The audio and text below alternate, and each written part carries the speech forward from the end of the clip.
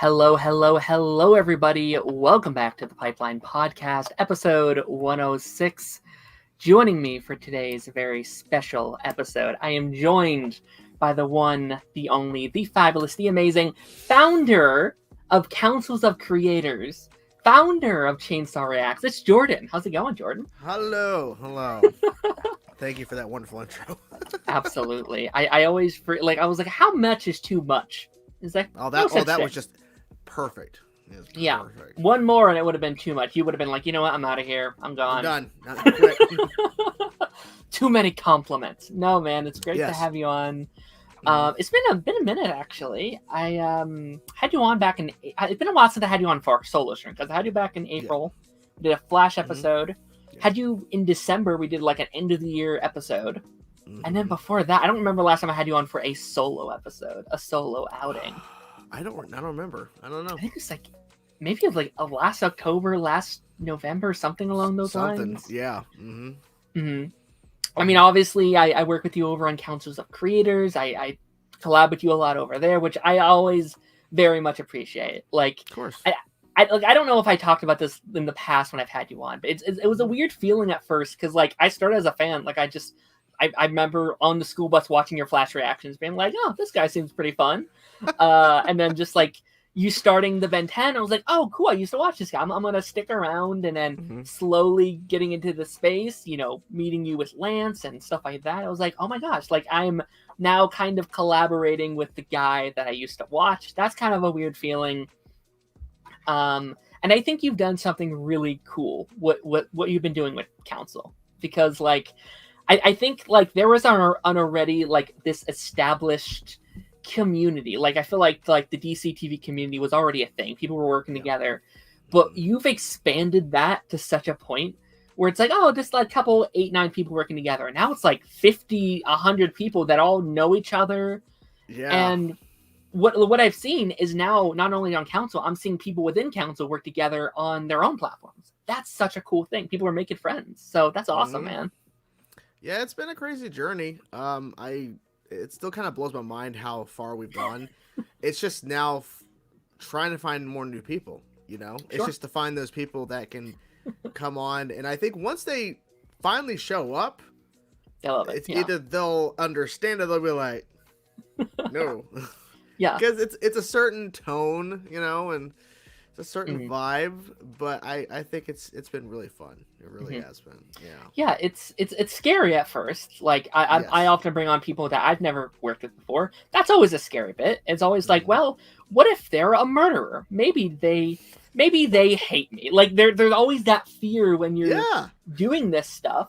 And it's like, yes, but what about 10 new people every episode? It's like, whoa, like that's crazy. That's the crazy thing, because I'm literally putting people together who've maybe been on the show before, but never together. Yeah. Like last night, we started with me and 5 people, and I think they've not really interacted much with each other before. So it's like, all right, let's see what happens. We had a few like an episode a few weeks back. It was the first 40 minutes or so kind of weird. A lot of like just kind of sitting around going, are we going to talk? Yes, I'm trying to start a topic. Let's go, guys. Yeah. But it's because they really didn't know each other. So it's like, it's all good. Just getting that ball rolling. And then you have like the regulars, which is like the people you can expect every week. And that's cool because there's like this subgenre of people where you're like, oh yeah, I can expect Ronin and Gore and all these other people you can kind of expect to be on. That's where the show completely shifts, though. Yeah, that's where if you're on it after that, if you're on when they start showing up, it's part 2. That it's always that last hour where it's like, should I leave? I don't know. Should I? Yeah, there's some people that stay over, like Sin's Corner, who's been on a number of times on the show. She stayed over a little too long than normal, and she saw the infamous, what we call the Draven picture that Gore made, and that was a hoot. Yeah, so it's fun, though, and I enjoy you coming on. I really do appreciate it. I know, you know, at times, yourself and others need a break and kind of taking a step back from stuff. Sure. Because it's a lot, you know, and I understand. Yeah. And also, you got to find that balance of time, so, you know. Absolutely. Yeah, so I get it. It's all good, man. Absolutely. I appreciate you coming on. I really do. So. Of course. I like this is, And this episode I've kind of wanted to do for a while. I pitched this episode to myself back in like July. I was like, okay, I want to start. My whole idea was like each of these I would have a different creator come on for each series where we just rank the episodes. And I was like, things kept getting pushed back and pushed back. I was like, new movies keep coming out. And I was like, all right, Halloween's next month. I'm doing it this month because if I don't do it now, might not get to it for the rest of 2024. But for those of you who don't know, and I doubt anyone joining isn't already subscribed to your stuff, but for those who don't, what's your kind of history with the Ben 10 franchise? Like, how'd you kind of get your start in that stuff? I remember it was hello. I remember it was some people started mentioning it when I was getting close to ending the last show that Ben 10 replaced, and I forget when it started. I just started people commenting saying, "Man, you should watch Ben 10." I'm like, I've heard of this, never seen it. Yeah. And so when I was starting to get ready, it's like, okay, people suggest me shows and maybe I'll put it on the poll. Ben 10 went on, and as I infamously said when the video went live, the wild card, the final option, number 5 was Ben 10. Yeah. Ben 10 was winning the whole entire time that poll went live. Like within like 2 minutes, it was like 5 votes ahead, and it just continuously stayed at number 1. And I think the Batman was number 2. Like, so I thought Batman was going to win, the 2000 show, which was also another great, fantastic show that I decided, let's just bring it in. So, yeah, man, Ben 10, it's been a journey. Like, I didn't know what to expect going in, and now I am almost done with Ultimate Alien. I have 3 episodes left of Ultimate Alien, and then I have the entirety of Omniverse. Yeah. So, yeah, man, it's been a trip because I openly said, if I don't like the show, I'm not going to continue it. Like, I'll give it a shot, but I don't know. You never know. Anything can happen. Yeah. Exactly. I feel like the Ben 10 fan base is kind of a quiet killer because sometimes they're not the most vocal fan base. Like, they are in some spots, but like, you know, like you have someone who hasn't thought about Ben 10 in years and, you know, they'll like say that name and be like, oh yes, I remember when I was a Ben 10 fan. Like, it's not as vocal as like a Star Wars or a Marvel or a DC, but so many people, especially like kids from like the 2000s, that was their thing. Like, that was just their show. And has so many different eras. So each show has a separate fan base. Like, someone will just like classic, someone will just like Ultimate Alien. Like, it's so interesting to kind of see people's different history with it. And I think I told you this story before. Back when you finished Avatar, I remember, and I wouldn't say this thing now, but like I remember commenting, but like, hey, after you're done with Avatar, would you ever consider watching Ben 10? And you were like, no, I'm actually going to be watching Korra next. I was like, oh, okay. But just to show you how long I've been kind of watching. So wow. Yeah, because like there's people that forget that I even watched Avatar. Yeah. Right. Or Korra. They're like, hey, you should react to Avatar. I'm like, dude, you are so late. I reacted to that back because I reacted to those 2 shows way before people are doing it now.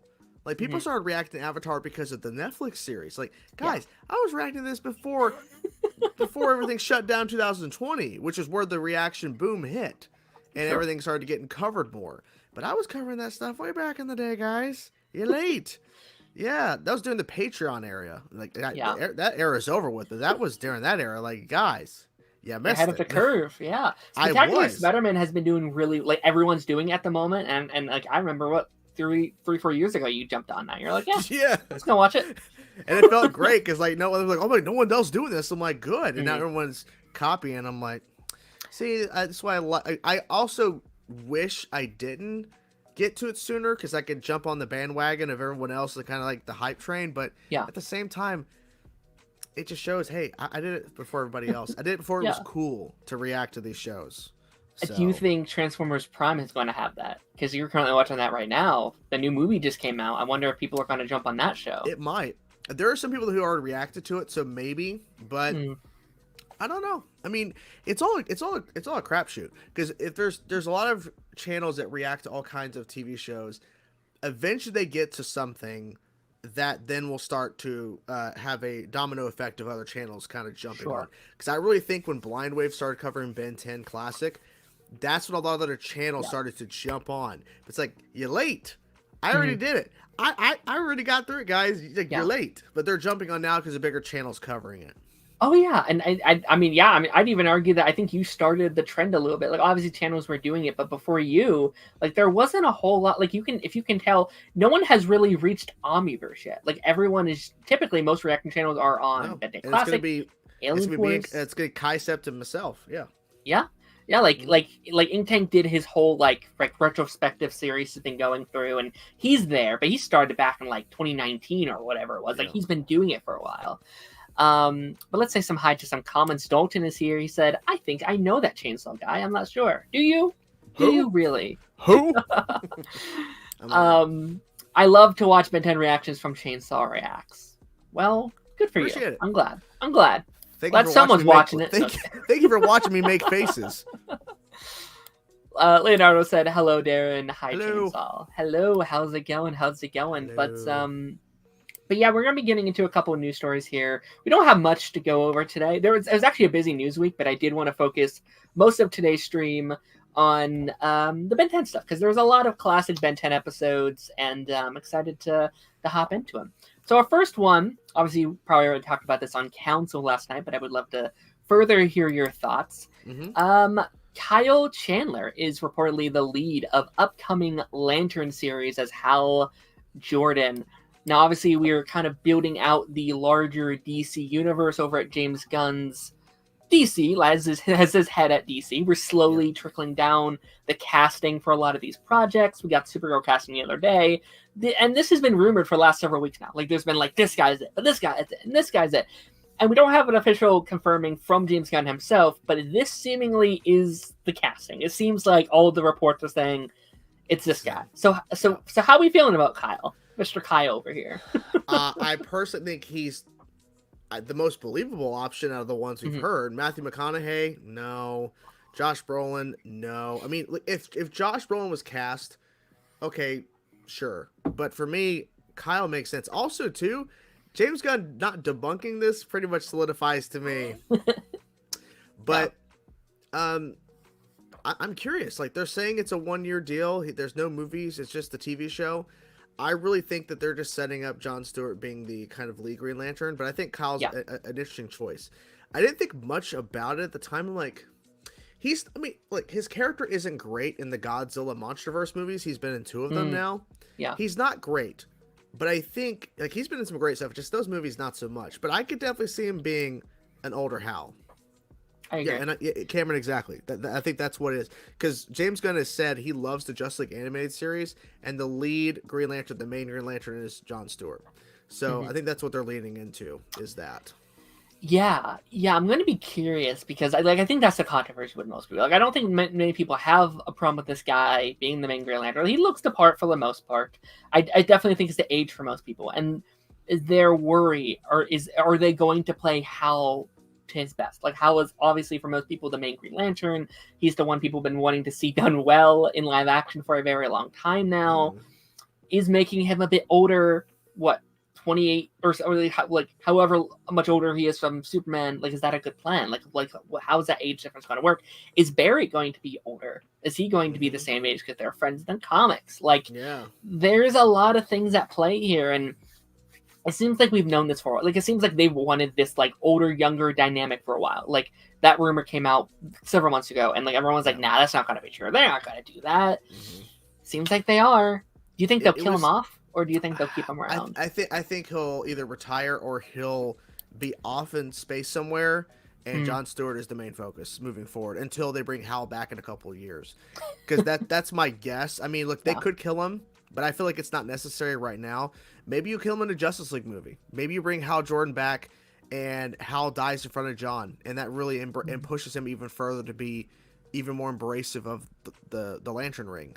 Maybe he hesitates, right? And then seeing the guy who mentored him, who's now back, and he dies by the hands of whoever the villain is, that might push him further, right? So there's story elements they could do. I don't think killing him in the show would make sense unless it has drastic ramifications moving forward, which maybe that's what the plan is. Who knows? You know. Dennis, no comment on the chainsaw part, because he's going to do what he's going to do. But I do very much like the Green Lantern show. Oh, I mean, Um, that's definitely been thrown at me yeah. for quite a bit. I've heard that, and I think I've had that on polls. It just doesn't. Mhm. There's other shows people prefer over it. Has a niche So audience. Yeah. yeah, but I mean, I think eventually I'll get to it because I don't ever see myself stopping and doing YouTube. So maybe when I'm 40, I'll be Uh, like, "Hey guys, Green Lantern." I think they're going to do both, Cameron. I think we might have a Barry and a Yeah, Wally. Or that's how May- I'd want them to do it, at maybe least. Wally's the main Flash, I'd and like that. Barry's. Yeah, I feel like maybe that's what they do. Or, I mean, I've kind of pitched this exact thing people are saying with John and Stewart, or not John and Stewart, Hal and Stewart, where it's like, well, Barry's the current Flash, but we see him die throughout, like, chapter 1, and then Wally takes over. Like, I think that could be really cool. Or they do what they did in the comics where Barry gets lost in time. Yeah, come back And and like their final event or They whatever. did a version of that in Young Justice. You know, Mhm. a little bit different there. So Jeffrey said, "I can't wait to see him as Hal. I wonder if they're wanting to give him a movie contract until they see how his performance goes." Yeah, maybe.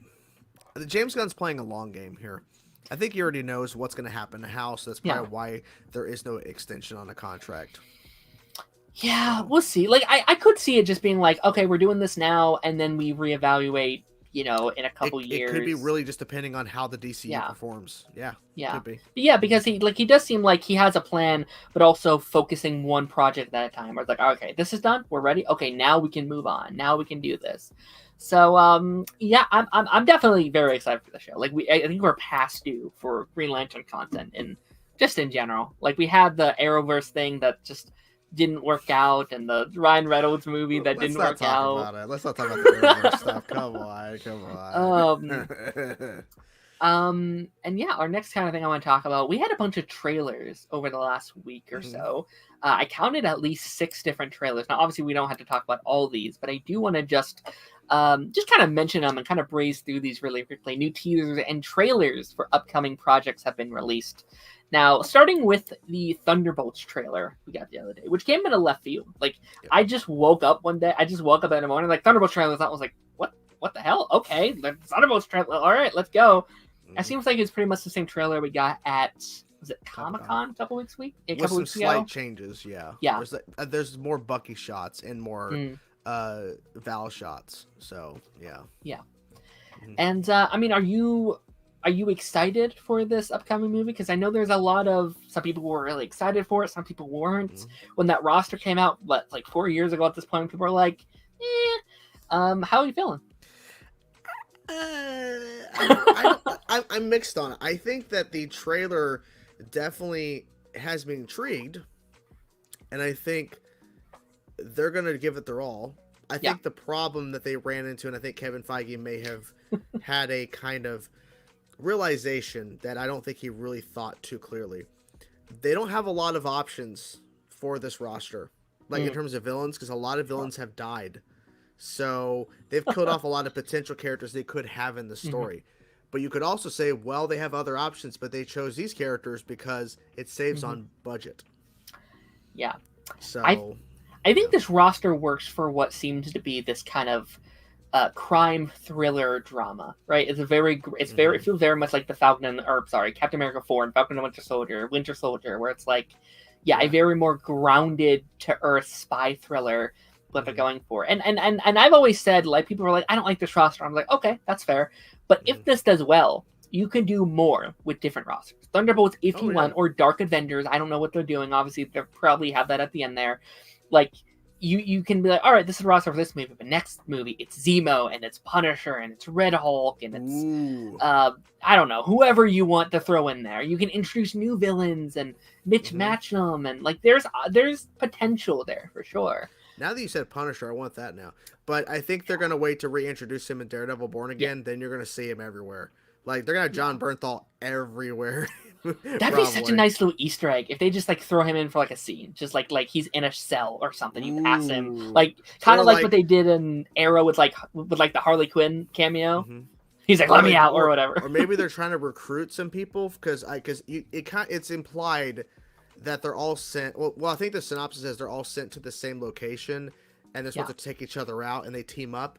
What if they go and try to team up with other people, and that's where you have some cameos, where you have John Bernthal's Punisher, and you know, a la like the X-Men Origins where they have Hugh Jackman show up for a scene and he has the one F-bomb in the movie. What if the one F-bomb in here is Punisher says, "Go fuck yourself. Get out of here. I don't want to deal with you stupid thunderbolts or whatever, you stupid people."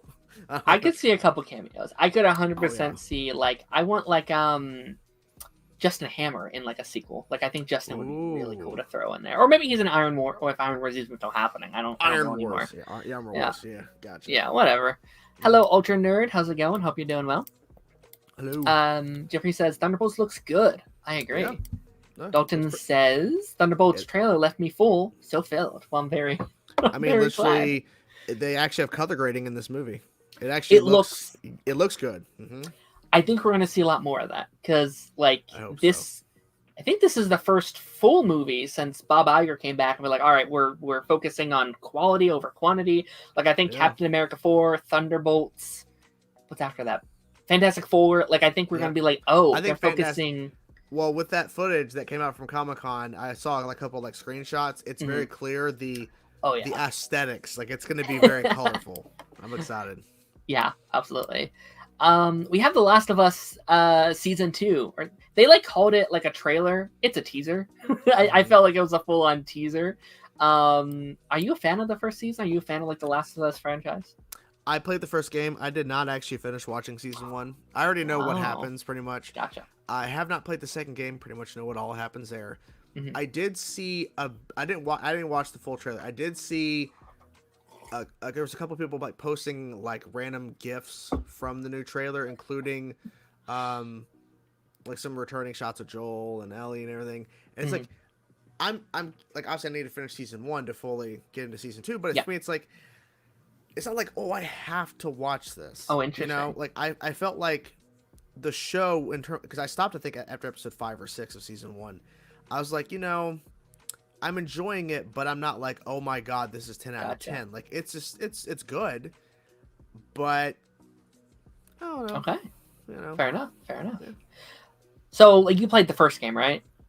So yeah, that might be some of it where it's like, oh well, I played it, I don't necessarily need to see it again. Like, I've heard that from people where it's like, well, I've heard it's the same exact story basically, which I think is great. Like, with some minor changes, but I mean, very faithful adaptation.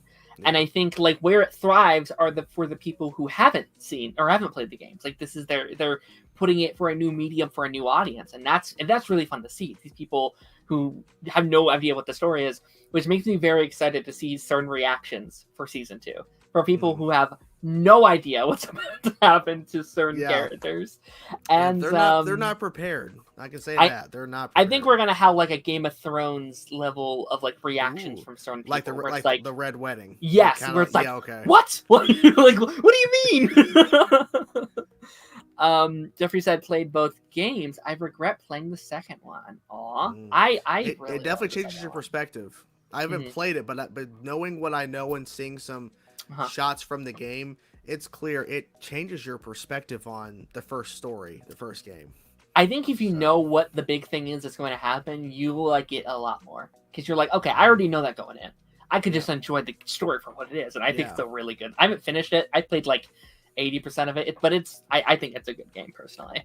Let's go here. Everyone's most anticipated movie, Red One, released the second trailer. That looks like the stupidest movie I've ever seen, but I'm in. Like, it looks so dumb, but like, I don't know, give it to me. It looks fun. I didn't watch the new trailer. Okay. But this is the only comment that stood out to me so much. Someone had quote tweeted, I think Discussing Films upload or tweet of the trailer saying, wow, the very first big blockbuster AI film has been made, guys. It's like, that was a response to the trailer. Like, that first trailer, like, it was so jarring, right? It's like, what is this?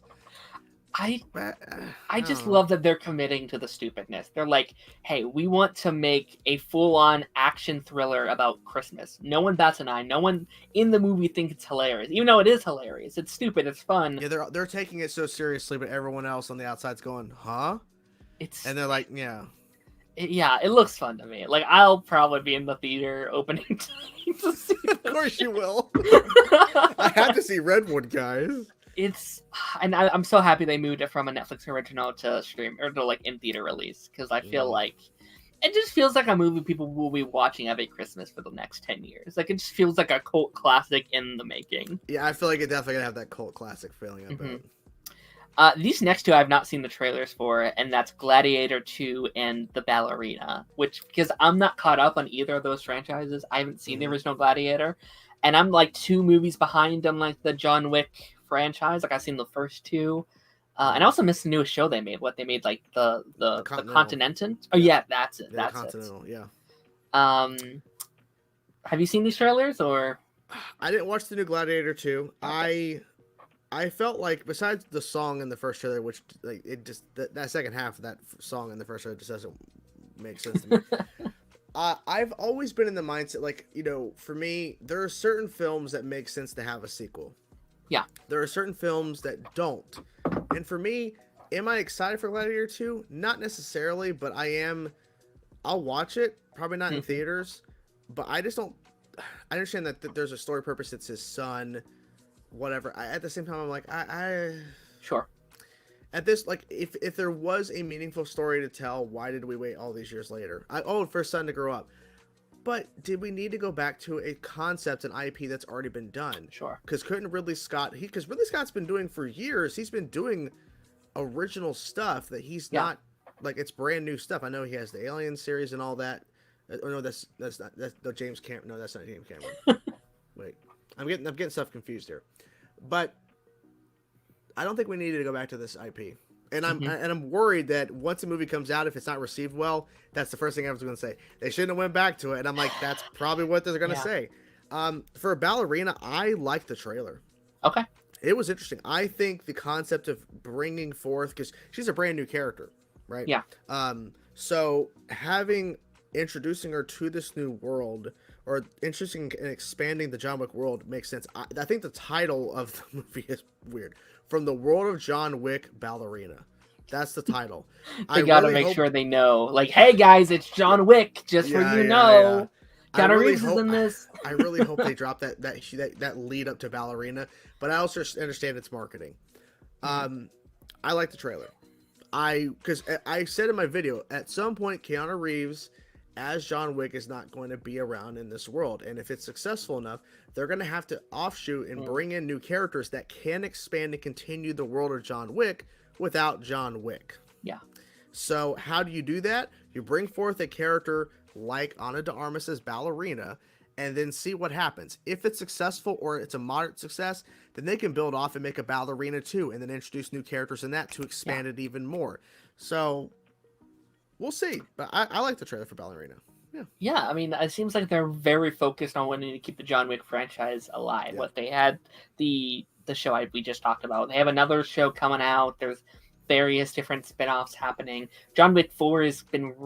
Is it confirmed, or is it just rumored? I don't know. That's kind of been up in the air for a while. Oh, you mean John Wick 5? You mean 5? Yes, yes. Yeah, sorry, yeah. John Wick 5. It's supposedly in development. Gotcha. That'll be interesting to see what they do there.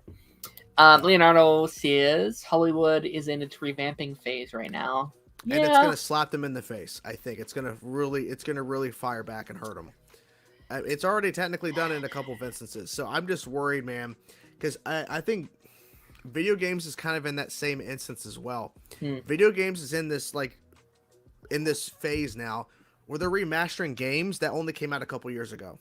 Yeah, they're just remastering again. Like it's a bad trend. It's like Hollywood went through the whole remake phase, and now they're in this revamping where we're bringing back old IP from decades ago.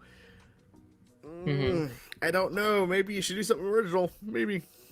Yeah, and it sucks. I've talked about this on the show a lot of times, but like, it's hard to market new stuff to people, especially when the economy is so rough, especially when movie theaters are so rough. It's like going into a grocery store and being like, do you want this brand new candy bar you've never heard of, or do you want a Kit Kat? And it's like, wow, I'm going to get the Kit Kat. I know what a Kit Kat tastes like. It tastes great. So it's hard. I understand movie studios. I understand why. Like, D23, you had a couple of new announcements that they announced. They like Pixar announced a couple new projects. No one talked about that. Everyone talked about Toy Story 5. Everyone talked about Incredibles 2. Yeah, 3. Yeah, so it's like, I get it. It sucks, but I understand.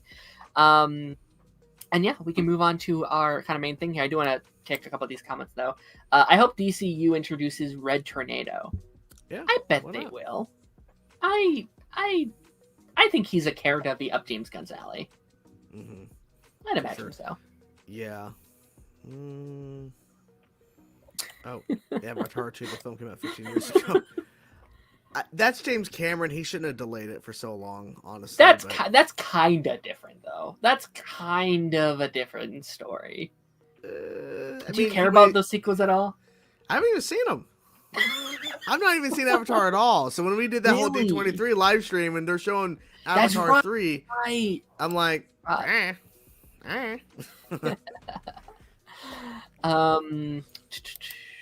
Cameron said some of the Thunderbolts will be in upcoming Avengers, but yeah, they've definitely said that. That's the rumor. I would not be shocked if it's just Yelena and Bucky. If I'm going to be honest, Red Guardian too. I mean, why not? Maybe, yeah. Silly, yeah. Like I can't see Ghost. I can't see Taskmaster just being like, all right. I mean, maybe in like a team up shot or whatever. Oh, someone thinks that you're missing out on Peak. I'm busy. I'm doing this. It's more important than watching Avatar. Yeah. Yeah. All right, last kind of thing until we move on to our next thing. Agatha, thoughts? Have you seen Agatha yet? Nope. Gotcha. I haven't seen it. I know what the spoiler is for episode 3. I know that. Everyone, no one, of course, could hide that spoilers. Jesus, the ways, people. My God. Oh yeah, I went to bed. I went to bed around 10 o'clock last night. I know it seems old, but like by like 9:57, everyone was like, "What's this? They finally said the thing. They finally did the thing." I was like, and I watched the episode. I was like, "Oh, it's like an Easter egg. Like it's not even really like a building to anything." I was like, "Oh, okay, whatever." Yeah. I actually really liked Agatha so far. Like I went in kind of skeptical. I was like, "Okay, I'm excited for this, but we'll see how it goes." I've been enjoying it a lot more than I thought I would. And I think it's a project that won't be for everybody, but I've really enjoyed it so far. I've really, really had a fun time with it so far. But alrighty, guys, we're going to be jumping into our tier list here. Obviously, it's been a while since you've seen Ben 10 Classic, right? It's been a couple years at this point. When did you start it? What was it? 2021? Was that when you started it all? Sounds right. Yeah. Gotcha. I think so. Gotcha. Yeah, because you're over. By the time you're done with Ultimate Alien, you're at 130, 140 episodes into the franchise at this point. Isn't that crazy to think about? It's a little bit. Okay. How am I going to? Is it correctly in order? They are correctly in order, and I have, for those who I don't know what I was trying to say there. I have the wiki pulled up. Yeah, I have the. Oh, okay. Ooh, I actually don't know. It's okay because we're not watching in production. We're just going down. Yeah, I don't know if it's in production order or that's actually a very good question. I didn't even consider. Shots. Oh my God. So yeah, I have the wiki pulled up. So if we have any questions, because there's some just by the picture, I'll be like, I don't know what the heck this. I don't know what this episode is. Sick. Yeah. So yeah, there's got to be some. And guys, we'd love to hear where you would put each of these things as well. I'll try and keep track of the comments as we go along, but it might be hard at times. So we obviously have S tier, A tier, B tier, C tier, and D tier. I probably should have added an F tier, but I don't know. It's fine. Just think of D as your the worst of the worst. There's not an episode that's in the F tier in my opinion from this show, so it's fine. I might agree actually. Yeah. Everyone's excited for you to see Omniverse. Everyone's like, I need to see everyone's been commenting. I'm just waiting for you to get to Omniverse. So yeah, I'm excited for that too. I'm very curious to see what you think.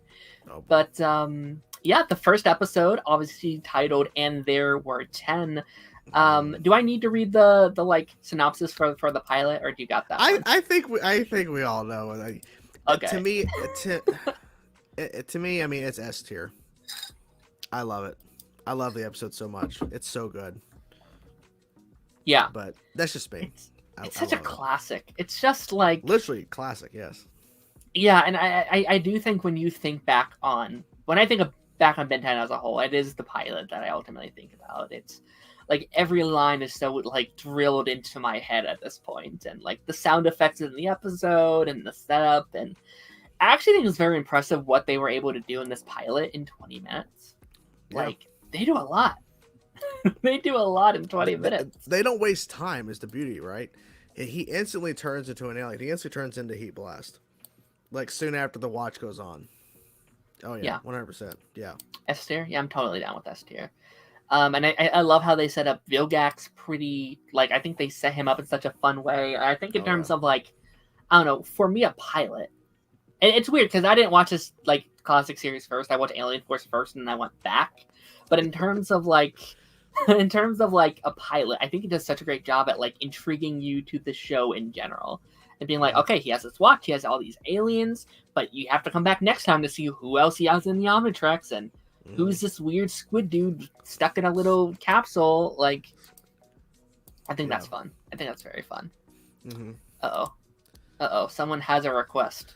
The Omnitrix! The Omnitrix! Yeah, that's Vilgax for you. Bring me the Omnitrix.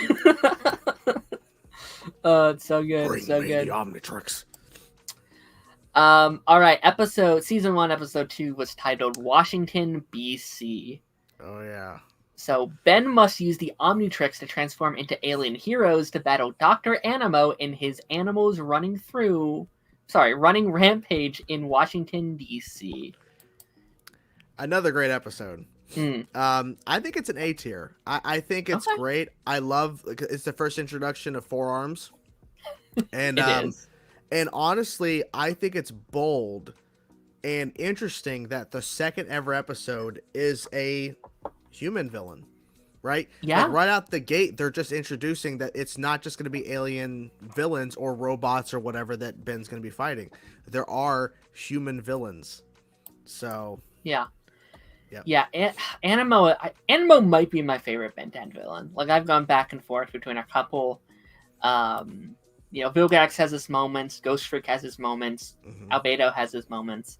Animo, like, I don't know if Animo has a bad episode. I feel like he's consistently just, even if it's a silly plot, it's always fun time to watch Animo. Yeah. And, I mean, like you said, it introduced forearms, a fan favorite. Ben fought a T-Rex. That's pretty great. Yeah. And I think Classic, what season 1 of Classic does really, really well, and I think Classic in general does, but especially that first season, they set such a good rogues gallery up for Ben. Like, obviously you have Vilgax, you have Claw, you have, like, Zombozo, you have Kevin, you have so many, you have Rojo, like, so many classic Ben 10 villains are introduced in that first in that first season, and, like, Ben 10 isn't based on a graphic novel. It's not based on a comic book, and it, like, sets up all of this lore, and it sets up his world, I think, in such a fun way. Yeah, it's great. And yeah, Animo is still one of the best. And I don't think this is a spoiler. He's voiced by the same actor throughout the entirety of the franchise. Like, that's very rare. You can tell it's the same. Yeah. Like most, Vilgax had like 3 different voice actors throughout the show. There was like various different, like even Ben and Gwen would have recasting throughout the show. And it's like, well, no, Dr. Animo is just always Dr. Animo. He's the consistent key throughout all of it. Yeah. Leonardo said Animo's voice actor also does an amazing job with him. The voice gives him such... I agree. It's like you hear like a clip of it, so it's like, yep, that's Dr. Animo. Absolutely. Am I going to do Alien? Not today. That'll be in the far future. And that's at another point. Someday I'll do one, just not today. Another point, yeah. All right. Episode 2 is titled The Kraken. While stopped at a lakefront campsite, Ben has a chance encounter with a Loch Ness type sea monster called the Kraken. Do you remember this episode? Yeah, it's the first introduction of Ripjaws. Honestly, I mean, I like the concept of introducing like a Kraken. It's an alien, obviously, type thing. I think personally, because wasn't there like a group of guys that were stealing its eggs, and that was the whole subplot? Yeah, you had poachers. Yeah, I would say it's like, I think B is a fine spot for it. Okay. Ripjaws, unfortunately, is underused, but I also understand that Ripjaws only can mainly be used in water elements, and they don't have a lot of that in the show. But I thought it was a decent episode, Yeah, yeah. I'm not usually a fan of aliens that are like, he has to be used in this type of condition and this condition only. Like, it's like, oh, that's kind of boring. And yeah, like Ripjaws gets a very short end of the stick in classic, because it's like, well, he has like 4 or 5 episodes. Like, he's not in the show very much. And yeah, I'd probably either go like a C or a B for me. Like, I think it's fine. Yeah, it's decent. It's just like, compared to, like, especially the first 2 episodes, it definitely is not close. So sure. Yeah, I mean, I'm. Wait, where'd it go? What the hell? Did you move it? I went somewhere. What? Where'd it go? Oh, it went all the way over here. Okay. Oh, that's weird. let's put it in B, and then we can maybe move it around and Okay. kind of get a better idea. All right. Next up, we have permanent retirement. Grandpa, Gwen, and Ben visit a old retirement home, only to find the retirement community has been overtaken by shape-shifting aliens called the Limax. So yeah, this is another very classic one. One of the only times we get to see like Ben's like relatives. Yeah, I don't think it's a great episode. I do Okay. like the concept of, like, 'cause I think I'm trying to remember what the subplot of why they were taking over the town was for. I'm trying to think, like, because I know like Wildmutt was a main like alien that Ben was using in this episode. It's not really that memorable when you think about it. I think obviously at the time when I'm watching the show for the first time, I'm enjoying the journey and just having fun. But thinking back, it's like, it's not really memorable to me. So, you know, I'm fine with it with it being low. Yeah, like, and that's another thing. Like, they teased their return at the end of the episode, and spoilers for Omniverse, I guess, they never come. They never return. Spoiler alert. Spoiler, I guess. Spoiler. If you were really hoping for them to return, I was in really Omniverse. hoping they bring the Limax back. Come on, guys. Yeah, I think it's fine. It's fun to see like the old parents do like backflips and stuff. Villains aren't too memorable. It is the first appearance, if I remember correctly, of Ghost Freak, which is kind of fun. Yes, it was. Yeah. Played a fun little prank on Gwen. I'd probably give it like a C. It's like, C's fine. It's fine. It's okay. We're literally showing like the degrading of each episode down the line as we go. It's like All right, number D. No, just kidding. All right, this is the fan favorite, titled Haunted. 3 alien bounty hunters are hot on Ben's trail, but one of them is a secret agent trying to make sure the Omnitrix does not fall into evil hands. So this was a huge one. This was the first appearance of Tetrax. Obviously a major fan favorite within the Ben 10 franchise. Do you remember this one? Yes, and Okay. I thought it was pretty solid. I liked the fact that we're introducing bounty hunters. Of course, we had Tetrax, like you said, so like a pretty important character moving forward. I would say this is a B episode. Okay. Because you also brings back these bounty hunters later. Like, they're not like one-offs or whatever. Of course, Tetrax is not a one-off. I would say, yeah, a B. I think a B. Like, it's a pretty solid episode.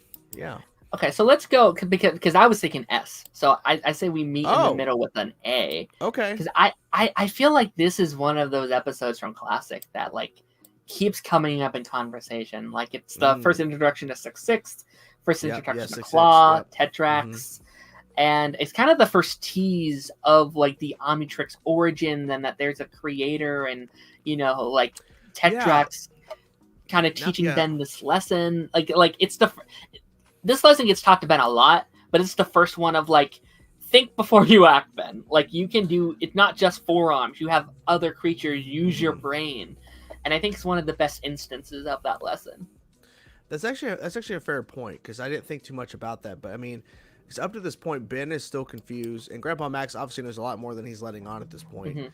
But yeah, Tetrax is the one who really kind of knows, or may have an understanding of what's happening, and they're like, we don't know.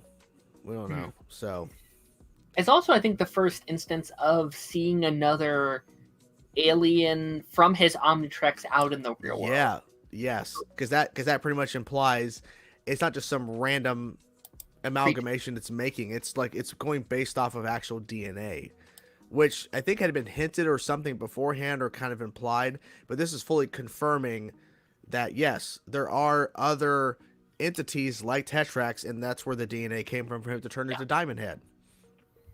Absolutely. Yeah, it's definitely a fan favorite. Definitely a fan favorite.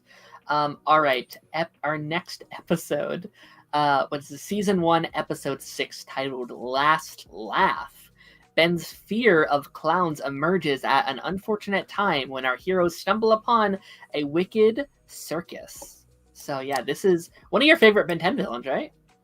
It's S tier. I love Zombozo. I love Zombozo. You can't like when they brought Zombozo back. I'm like, holy crap! They finally, because I was like, they're never gonna. Because I gave up. I gave up on them Zombozo coming back. I'm like, they're done. These characters are one and done, man. This sucks ass. And then they reveal. I think I screamed in that when I saw him. Like, oh my god! Got so excited. I know he's a different voice actor. I don't care. It was amazing to see him again. But that's just me. I love the episode because also Ghost Freak really becomes the Ghost Freak we know in this episode. Yeah. Oh yeah, so. I'd argue that's one of Ghost Freak's best moments. Like it's such a cool moment just to see Ben at a very desperate point where he's obviously scared of clowns, but he's taken his grandfather and his cousin prisoner, and there's that really good like conversation between Max and Ben where like teaching like who are you as a hero moment with him that I thought was really, really good. Yeah. Leonardo said, "Love Last Laugh. Since Ben 10 is afraid of clowns, it has a spooky vibe here and there too, and Ghost Freak truly shines." I agree. Ghost Freak's MVP. Ultra also has a fear of clowns. Oh, I hope none. I hope none comes out of your closet tonight. So both of them in the -10. I actually agree with that. I do think he should have been there. Yeah, that would have been a better option. Yeah. You said S tier. I say S. Yeah, that's just me. How about this? How about I say B, and then we can settle at A again? I get okay. That's fine. Alrighty. Next up, that's a big one. Kevin 11. After a big argument with Max, Ben rebels by going out on his own in the Big Apple and makes friends with Kevin 11, who has plans for the Omnitrix. I think it's an episode that I think a lot of people kind of like they love, but then they think about Kevin like later on in like Alien Force and stuff, so they kind of think about this new version or this kind of older, changed Kevin. But I think this episode is very important, and so for that reason, and with Kevin's introduction and what he's able to kind of do in the episode, which is kind of leading into him becoming the amalgamation and the monster, and then later on with the ultimate Kevin and all that stuff down the road, I'm gonna give it an S tier. Okay, that was very important. It's a very important episode.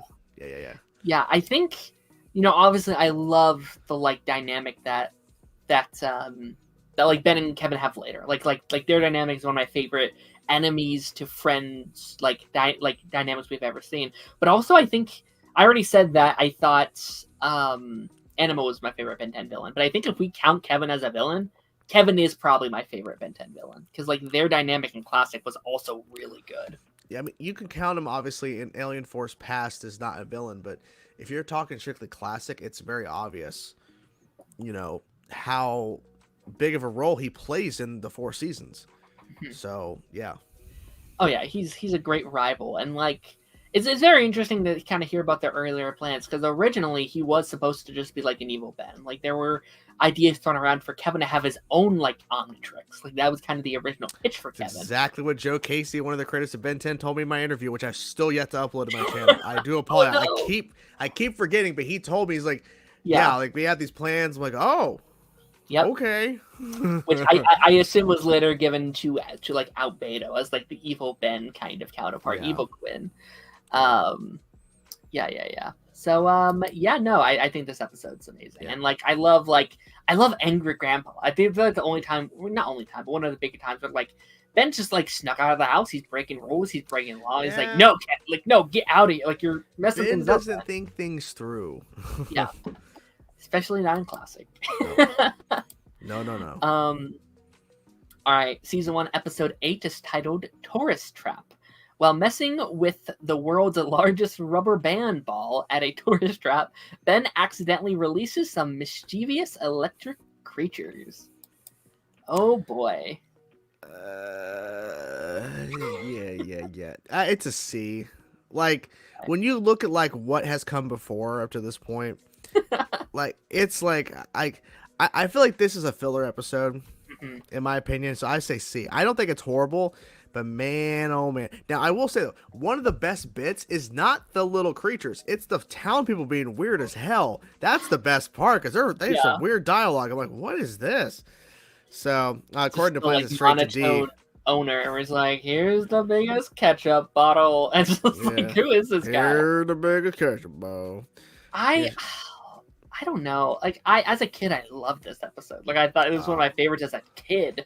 But now, kind of looking back on it, you have the full catalog of episodes. It's like, yeah, it's a little filler. Like, obviously, we see this alien elsewhere. Like, we see it in like the Ben 10,000 episode, and that was also really cool to see an alien out in the wild, and then later on, oh, Ben gets this alien later.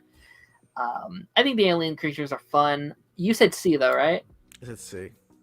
Yeah, C's fine. I'm totally okay with C. Okay. They said D. Straight to the D. The mayor. I'm curious if there's gonna be a D episode in this. I don't know. I'll see. I'm trying to I think think. I have We'll a couple figure it. of a D, but we'll see. Okay. All right. We'll see. We'll see. Season 1, episode 9, titled "The Alliance." As Forearm, Ben works to thwart a armored truck robbery by a tough female gang leader named Joey, who delivers a disturbing message from Vilgax. Now we learn later on her name changes to Rojo, as we see in like later episodes of Ben 10. I'm pretty sure that's Rojo, if I'm not mistaken. So if you want, I can pull up photos of this episode if you're having a hard time. Wait, what's the episode called again? The Alliance. Here, I have the wiki pulled up. I can pull up some photos if you'd like. I already typed it on Google. Let's see here. Okay, I gotcha. Oh. Yeah, Grandpa Max gets like put in the hospital, and Ben kind of goes off his own to take down these rogue gang members that have been controlled by Vilgax. Is in yeah, okay. Yeah. It is Rojo. Okay, I thought that was Rojo. I was just making sure. Okay. Look, I think because this is the first time where Ben actually sees this. Does Ben see Vilgax in here at the end? Like he does. finally Yeah, sees he has like him? a nightmare of him or something like that. Like, he gets in his head, I think. Yeah, because he turned into Upgrade. He morphed over Rojo, and then it got him. Yeah. Okay. There's a shot of the giant Vilgax overshadowing him.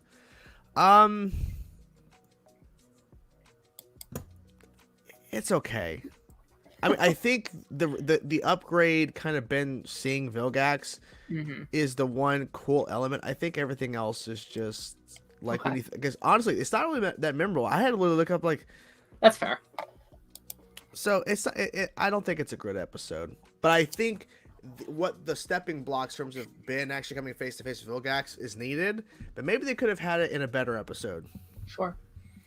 I think the thing that stands out to me, because like you're not wrong, like out of all the season 1 episodes, that's the one I'm thinking, oh, that might be the most unmemorable episodes. But like I love Ben seeing the consequences of his actions. Obviously it doesn't stick, but like because of him with forearms, he put Grandpa in the hospital, and now Grandpa can help him out. So it's like, well, I did this. I will get your revenge, Grandpa. Like, I will handle this myself. He runs away from the rest of the crew. He was going to run by his own. Like, I thought that element was really strong. Where are you thinking in terms of like a ranking though? I think C is fine, unless you're thinking, I think C's okay. If you're okay with that. Yeah, I'm okay with C. Like, typically, I probably would have put it at B, but I have no problem with C. We can always move it later once we're done. I'm not fighting for this episode or anything. Yeah. And also, it's cool seeing Rojo later. Like, I feel like like that scene in Ultimate Alien when Wrath is fighting him on the truck is so ingrained in my mind. It's like, let me tell you something, Rojo. Just grabs her by the leg. Wrath. Wrath. The best version of Wrath is actually not Ben. It's actually Gwen as Wrath. Oh, that's the best. Let me tell you something. I love that. That's one of the best things I've ever seen in my life. Is Gwen Wrath. I love it. Makes me happy that you're a fan of Wrath. All right. Season 1, episode 10, titled "Lucky Girl." Ben battles an evil sorceress whose power emanates from mystical charms, one which which turns Gwen into her own superhero named Lucky Girl. This is an iconic one as well. I love it. I you know what? I'm gonna say it S tier. Whoa. I'm gonna say S tier. I'll tell you why. A couple things. Number one, Hex is a great villain. Hex is great. He's great. The main thing is this is the teasing and hinting at Gwen's future in the franchise. And Lucky Girl is an iconic thing. Now, obviously, if you like look at it and just go in a kind of a cat outfit, but when you realize the significance of where her character goes forward, like back then when the show was first airing, there was no alien force, nothing past what this was. What? But now you see what it leads to. I mean, this is a significant thing because now you're introducing magic into the show, right? So there's a lot of moving pieces with this episode. So I'm fighting for S tier. That's what I'm fighting for. I do like it. I don't know if I'd personally put it in S, but it is really good. There's a section of the Ben 10 fan base that hates this episode for various reasons.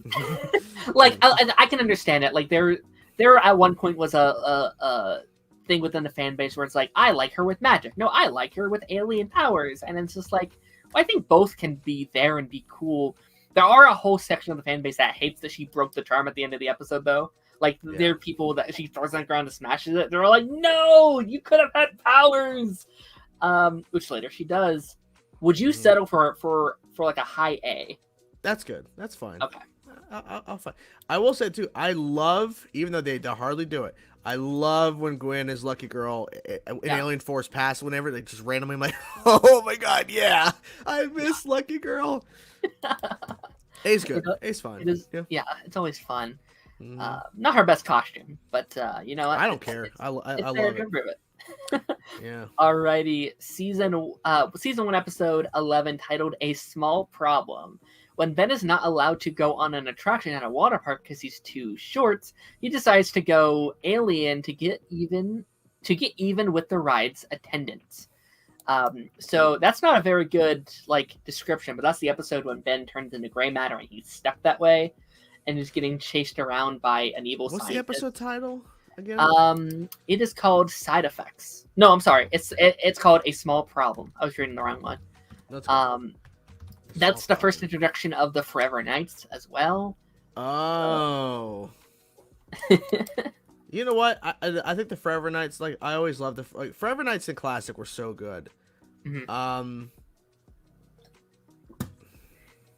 fine with low C, honestly. I think when you're saying, hey, Ben's at a water park and he's mad because he's getting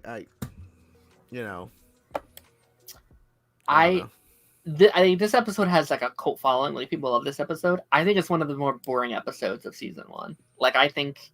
Do you want to put it at D then? Could. I don't know if it deserves a D. I think there's I'm curious to know. I'm curious to know what you think are a D episodes. You said are there some you could fight for D? Probably. There might be one or two. I'd be like, eh. Okay. Okay. I'm curious what they are. Yeah. I definitely like the pitch of this stuff. I think the idea of Ben being stuck as an alien, that's fun. Him going around, running around the room as Gray Man. That's a fun concept. It introduces the Forever Knights. That's big. Leonardo, that's true. They were called the Organization and never get called Yep. I do agree with your statement, though. I think classic Forever Knights are the best Forever Knight. Oh yeah, but I mean, they do a good job, at least in Ultimate Alien, explaining all of the sub sections of Forever Knights. But I think it was just their way, they had to fix the problem because they kept introducing new versions of Forever Knights and Alien Force Onward. So okay, we got to figure out a way to fix this because my god, so much. It was too much. I've seen the show through several times and I still can't tell you the different organizations and all the names. Yeah, because old George is you guys are all copycat shits. He didn't say that, but that's what he's saying. You guys are idiots. Yeah. What are you doing? They were trying to clean it up in season 3, and it's I don't know. They're all the same to me. They're all just it's whatever.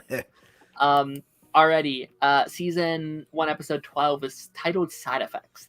Ben catches a cold, and the symptoms wreak havoc on his alien heroes. To make matters even worse, he has to battle a villain who can control insects. that guy. Okay. Yeah.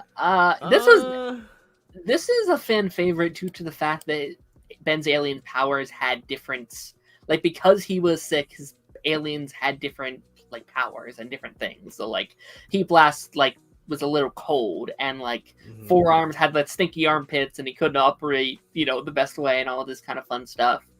I don't know. How are you feeling about this one?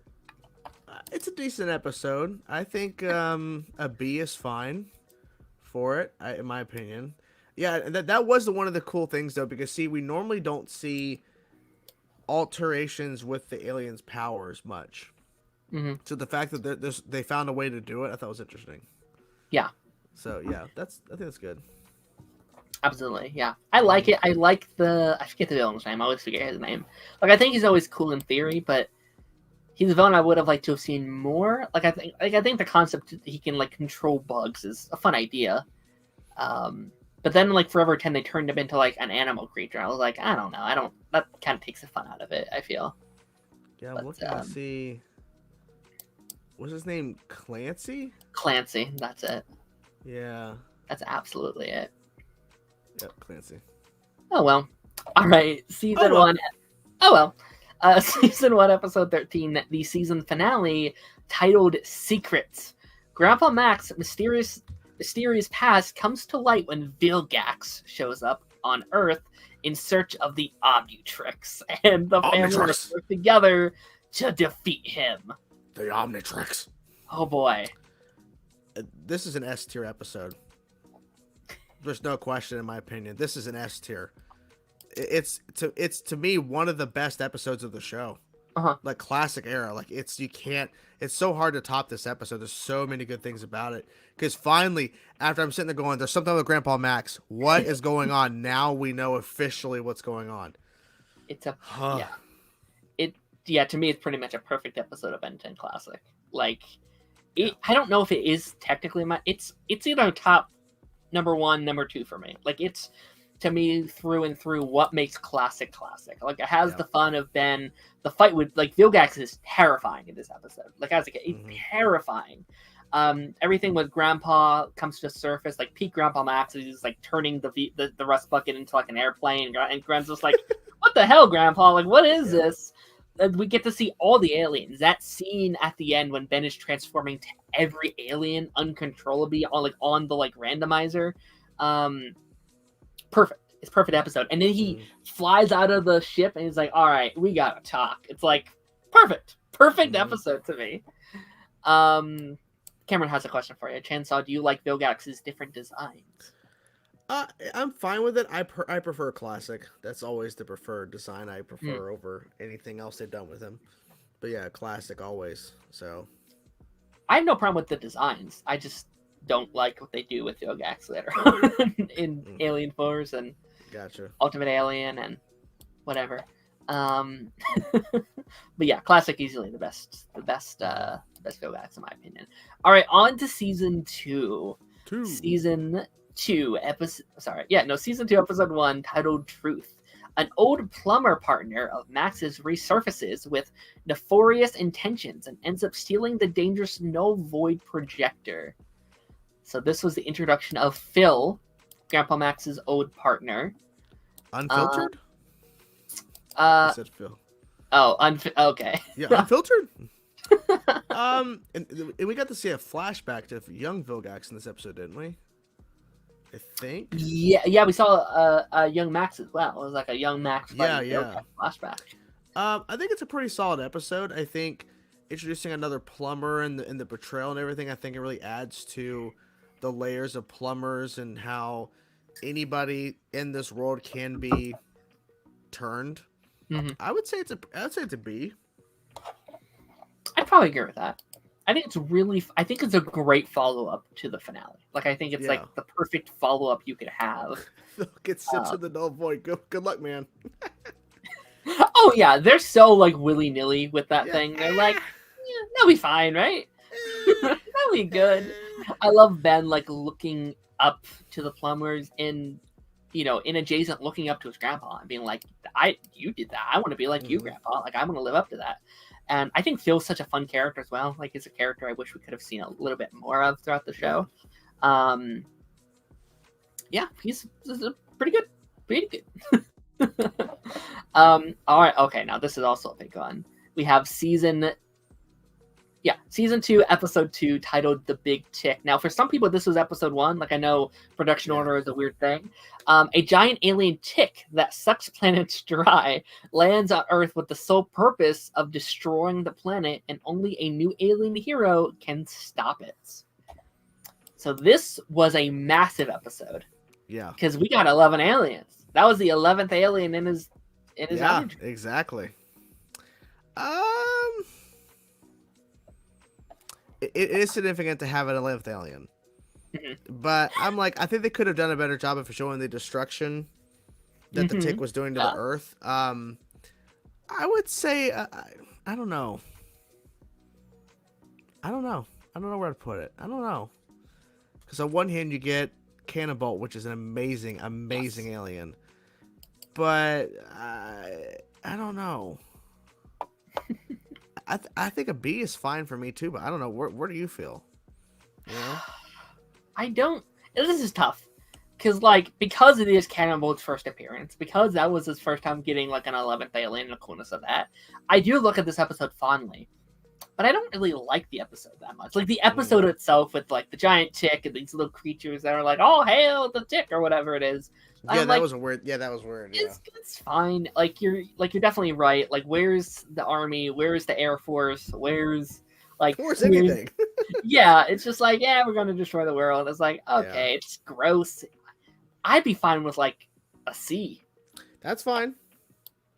Poor Cannonbolt. He's fine though. He'll live. Let me put at the very top of C, because it's not a bad episode, but like,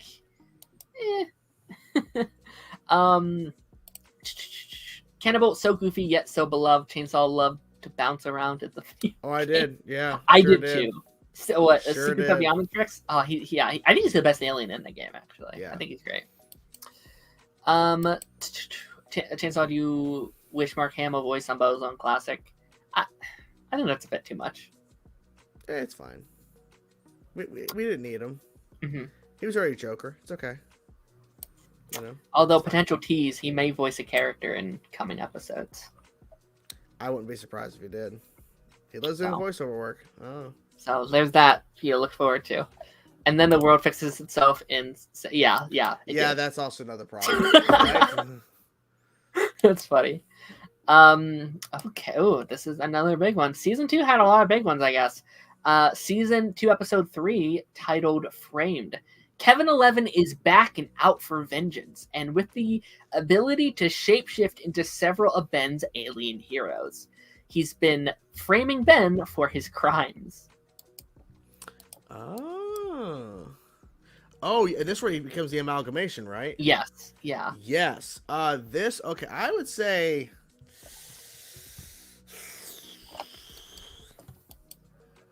A. Okay. Maybe you think it's higher. I don't know. It's really good though. It is really good. I think Kevin, at least the first couple, like it's just like some of the best, and like that classic, like it's such a good starter, because you start off, he's just like Rip Jaws at the bank, and then he's Heat Blast, like, and they're like, Ben, why you like stop robbing banks, Ben? You gotta stop this. There's not me. And then slowly, like Ben's giant fight on the bridge with like 4 arms versus 4 arms, and as he slowly impiles all the other alien creatures. And it's like, I can't turn back. Guys, I can't turn back. Like, it's so good. Yeah. I would probably put an S, but I'm okay with A as well.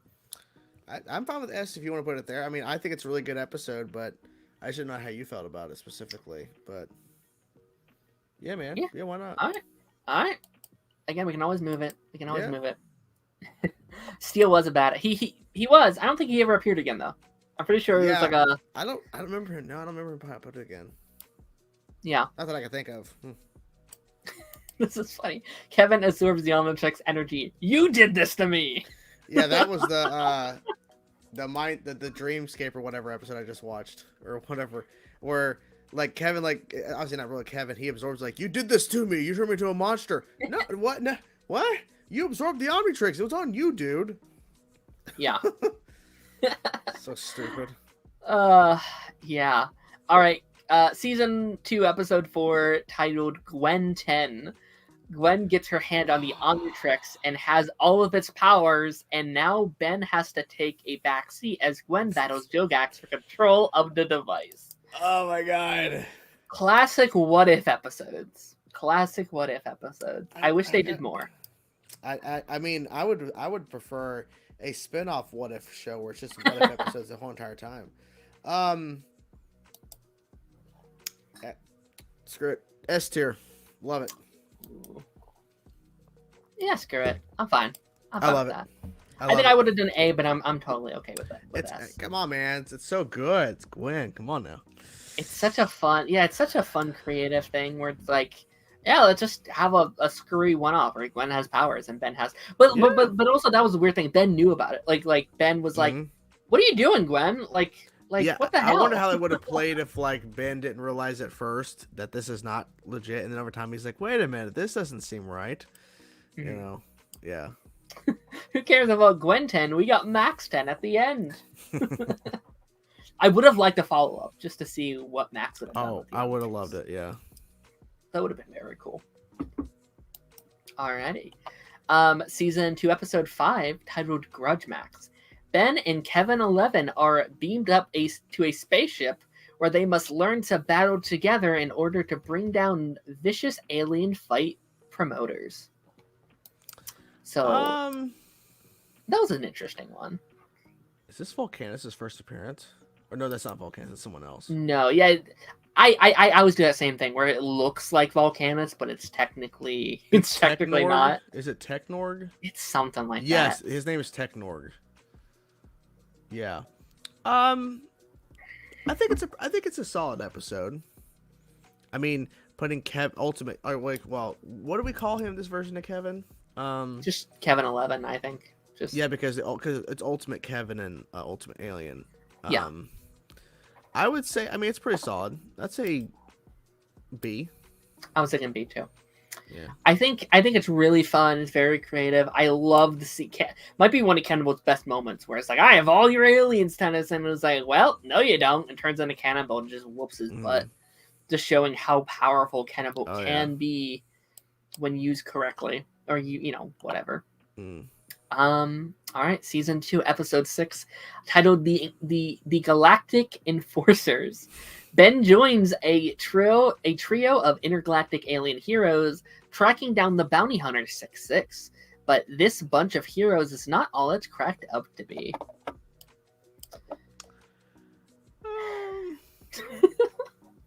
It's a decent episode. I think the Galactic Enforcers, I feel like they had probably bigger plans for them, but I don't know. It didn't really make me go, oh, I need to see more of these guys, you know? Yeah, I think it's fine. Yeah, it's okay. Yeah, I always found it very weird with Ben. Like, yeah, he's a kid, but he's like, I want to be Ultra Ben. I want to be a super. It's like, bro, you got like the best powers you can ask for. Like, I don't know. I feel like you don't need Ultra Ben. It's cool, kind of building out the world a little bit, but I feel like with things that come later, like I feel like they never really fit in with the Ben 10 universe. Like I feel like Ben 10 never had like traditional costumed superheroes. So to me, they was like, oh yeah, they were there that one time. And obviously they kind of come back in Alien Force with like the vengeance of Vilgax and stuff like that. But I don't know. Where are you thinking? Because honestly, I'm kind of down wherever you're thinking. It's B's fine, I think. B? Okay. I think B's okay. I have no issue with that. Okay. Vilgax killed them, right? I think that's what they implied. Yeah, I don't remember. One of them for sure he kills in the opening of that one episode down the road. Yeah. All right, it's pretty close. I mean. Yeah, I don't think it's spoiler because I don't remember if they ever come back. Maybe they do. Like some of late Omniverse is blurry on me, so maybe they do. But yeah. Choco Kryptonite. I do remember that Ben gives the squid one like chocolate. It's like yeah, chocolate. All right. Oh, okay. Well, this is a big one. Do Season we 2 talk episode. About it? Come on. Season 2 episode 7. Yeah, I don't have to read it. It's Do we just wanna? It's S. We just wanna. Yeah. It's S. We know. Peak. This is like peak. Freaking Ben 10 right here. Peak. It's one of the darkest parts of the damn show too. He was gonna kill Gwen. Man, he takes her over. She's about to jump off the building. Her corrupted eyes. it was so good, man. And this is also a turning point because literally this sets up potential storylines. Because I've said this before about shows. There are times when shows do something that I never thought it was something they could do. But the idea of an alien getting out of the Omnitrix, I never thought that was a thing they could do. Crazy. Yeah. And now he breaks out. He's a pretty significant villain moving forward in the continuity. It's like, holy crap. And he almost murders a girl. Yeah. Because he's mad. Yeah. It shows. I sometimes wanted a bit more of that in Classic because I like the goofier, funner tone. But sometimes I was like, man, it's so dark. I kind of love that vibe that it went for at times. Yeah, I mean, Ghost Rick's one of Ben 10's best villains. Oh, yeah. You know, his rivalry, he was having those nightmares of him and getting out, and just this idea that, again, one of those aliens could just escape and be on their own is like, whoa, that's such a great idea for an episode. And he was just, and like, I love how they committed to the consequences. It's not like he got Ghost Rick back. He was gone. He didn't use him for the rest of Classic. Like, that's so cool. So yeah, definitely S tier for me. All right, season 2, episode 8, titled "Ultimate Weapons." When Max finds out that part of the Mayan weapon has been unearthed in Texas, he becomes obsessed with finding it, and doing so, he leads Ben and Gwen on a wild adventure. Now, if you don't remember this episode, I don't blame you. I remember it though. Okay. Yeah. Because he was like, because at once I'm like, Max, you're being an asshole. You're forgetting your grandkids. You're not caring about their safety, Max. This is one of those times where I think Ben 10, or at least the creatives and the writers, were trying to just do stuff that hasn't been done before. Yeah. Because it felt like, to me, they were like, okay, we've done aliens, we've done human villains. Let's throw in some like ancient stuff. Why not? Let's throw in a sword, and wasn't there like I forget what it was. Yeah. It was a god, yeah.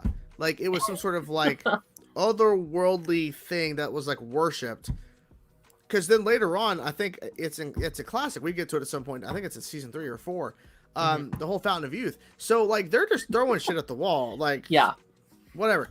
I think it's a C episode. It's not bad, but it's just where, let's just, like, try something. You know? Yeah. This is the episode I think it might be one of the most forgettable episodes in Classic for me, where it's like, oh yeah, that one existed. I mean, I'm fine with D if you're thinking D. I mean, because it's not a great episode, but I also, like, to me, I don't hate any episode from Classic. I just think it's one of those concepts they were trying to do something, and they never really do this again. It's like, as far as I've seen, they don't ever go, well, let's go try to tackle this god or this thing, or let's go to another temple. It's like, I think what really not bugs me, but I did really dislike Grandpa in this episode. I think that's I know he was like obsessed and worried about this weapon, but like he was so uncharacteristically obsessed with it that it felt like he was like possessed. Like I felt like this thing was inside of his head or something. And I was like, I don't know. It's also just not incredibly interesting in my opinion. It's like, okay, that exists. Like it's not bad, but like, according to the plan, said, why don't you bring up the comment? Okay, there we go. Max felt out of character here. Even as a plumber, he always cared about his partners as we, and here's I 100% agree. Like he always kind of felt like, oh, that's weird. You'd put this over your own grandchildren. All right. Season 2, episode 9, titled Camp Fear. When a race of alien mushrooms takes over a summer camp, Ben discovers a whole new alien to battle the menace. Wildvine. Wildvine. A underrated alien, in my opinion. It's not really, they don't talk about Wildvine much. I would say it's a trippy episode. I think that it's like they go from a god in a temple of a magic sword. So now we have fucking alien mushrooms. I'm fine with a B. I think it's pretty Okay. fun. It's silly, but I think Wildvine's a great alien. I really wish they would have done more. Yeah, it's a horror-ish. Yeah, it's a horror episode. Yeah, it's fun. It is horror. Yeah. Mm-hmm. I think B's fine. Yeah. We're high on this episode. They were, Maybe. and that's fine. Because I like the fact that points in Classic, especially, that I noticed over time, there was some weird stuff they were doing. But at the same time, it's like that makes sense because the show was weird. The concept's weird. Oh, there's a watch that he can just magically hit and it becomes an alien. Why not have some trippy up alien mushrooms? Who cares? Yeah. Classic was definitely much more creative with its storylines. Like Alien Force, Ultimate Alien kind of stuck to the same kind of genre of stories, I think, which I have no problem with. But like Classic would be like, all right, it's magic. All right, now it's aliens. All right, now it's mushrooms. All right, whatever. Yeah, now it's not? a hypnostick. Well, okay, now it's an evil scientist. It's like, oh, like there is, again, it built out the lore of the universe in such a fun way. Mm-hmm. And like later on, it's just like, oh, it's all aliens now. Like everything's just aliens, which I like in certain ways. But we had a lot more on like the world in the Classic, which I think is cool. Alrighty, season 2, episode 10, titled "Tough Luck." Gwen's lucky girl powers return when she buys a magical stone at a magic convention in Las Vegas. Oh my gosh. However, Hex is after the same stone, and after his niece breaks him out of prison, the two set off to retrieve the stone. Now, this was the first Charm Master, as you call it, episode, I'm pretty sure. I was going to bring that up. You remember. Charm Master. I'm a fan. Yeah, I think this is a pretty good episode. Yeah. I think I remember saying in the opening when Charmcaster was showed, I'm like, is his daughter? The hell? Mm-hmm. I think that was too obvious. Sure. I think it's really good. I think it's easily an A episode. Because you have the return of Lucky Girl, you have Hex back, you have Charmcaster, who is there's so much they do with her that I've seen so far, and I really hope we see more of her, at least in Omniverse. I don't know if they do or not, but I love what they've done with her character, and I think this is a great introduction to this character. So, oh yes, that Charm Master. I wonder how many times I said it in the video. I don't even know. Gotta make merch at this point. I was like, get your Charm Master hat. Get your Charm Master. Oh, that's so great. Yeah. Alrighty. Season 2, episode 11, titled "They Lurk Below." Max's old friend has built the world's only underwater resort, and Ben, Gwen, and Max are invited for a sneak peek. But when it turns out, in order to power the resort, Max's friend took an energy orb from a race of underwater aliens. Now the aliens want their energy orb back and destroy the resort in order to get... That was a long synopsis. Oh my gosh. Long. I've been reading these and I'm realizing how silly it is now. I'm reading some of these synopsises out. Like the last one is like, killer mushrooms are on the loose. I was like, what the hell? Yeah, this was Ripjaw's best episode. I did forget he went full savage in this episode. No, yeah. But the concept, it's not good. Yeah. I would say a low C. This, I'd probably agree. Yeah. It's very clearly, and there's a couple of these, right? The Kraken one is an example of this. And this one, and maybe one other perhaps, where it's clearly wrote the episode just for they can have Ripjaw's feature in an episode, where it's like, oh shit, he hasn't joined the Ripjaws in a while. Let's write a underwater episode for him. Yeah, I guess it's so random that Max is a friend who's like just trillionaire or whatever that just build like an underwater. Like, what? Okay, that's so stupid. And the his nephew or whatever was so annoying. It's like, oh, all right, just a rich kid who happens to, whatever. It's fine. Yeah. It's a fine episode. Okay, season 2, episode 12, titled "Dr. Animo and the Mutant Ray." Dr. Animo has broken out of jail and has been tracking down Ben. Intent on revenge at the same time, Ben's broken off piece of the Omnitrix and as a result has transformed into weird alien combinations. This is a good episode. This is fun. I don't know about you, but I love it. I love the fact that we're seeing amalgamations. Grandpa Max becomes a slug. It's a weird episode, man. It's a weird episode. I would say A. I like it. I like it a lot. Because I think you had said during a live stream we did for Ben 10, shout out to our Ben 10 live streams, you had said, I think that episode specifically brought up the conversation within the Ben 10 community of alien combinations. It's because of this episode. And also it further shows how crazy Dr. Animo is. How crazy this dude is. Yeah, fusion's a major part of the Ben 10 fandom. The major parts. To this day, you'll have people, doing fan art of Ben 10 fusions. You have, there was, I don't know if I ever mentioned it, there's a toy line. In Ultimate Alien, there's a toy line they called Ben 10 Hybrids, where they were just these weird hybrid versions of the aliens. It's like Humongosaur, but he's blue or whatever. And it's just like Cannibal, but he got a weird tail. And it's just like these weird, it was obviously their way of selling new toys and just being like, hey, let's color this alien something different and people will buy a new toy of it or whatever. Had nothing to do with the actual show. There was never like a plot line that this went to. But yeah, they're a huge part. There was that is also true. Actually, yes, that's true. I don't know if there was a video game. They had a toy collection. I completely forgot about this, where they would sell these alien parts. They were these small little alien like figures, but they would come apart, and you would have this machine. And the more you buy, the more you can get on them. So you could have like Humongosaur's head with Jet Ray's arm, with Spider Monkey's tail, with Echo's other arm, and it would combine it into like the fusion alien toy. And I played it so maybe one of these days I'll bring it up in one of our Ben 10 live streams. But it was such a weird toy, but it's also so satisfying to play with. I found there is energy. It's a blue energy. Yeah. And then there's Ultimate Echo, but he's like black and red. Yeah. Yep, that's it. Here's Ultimate Cannibal, but he's gray and red. Interesting. Yeah, it was just their way of selling new toys. They were like, how do we get more action figures? Just sell them again, but with a new paint job. That's something Argent would do. Instead of like changing his guns to red to blue, he would just be like, well... there was like a yellow and blue and black Wrath. Oh, that's interesting. That's cool. I never bought any. Like those were never any of them I got, but they existed. That's cool. All right.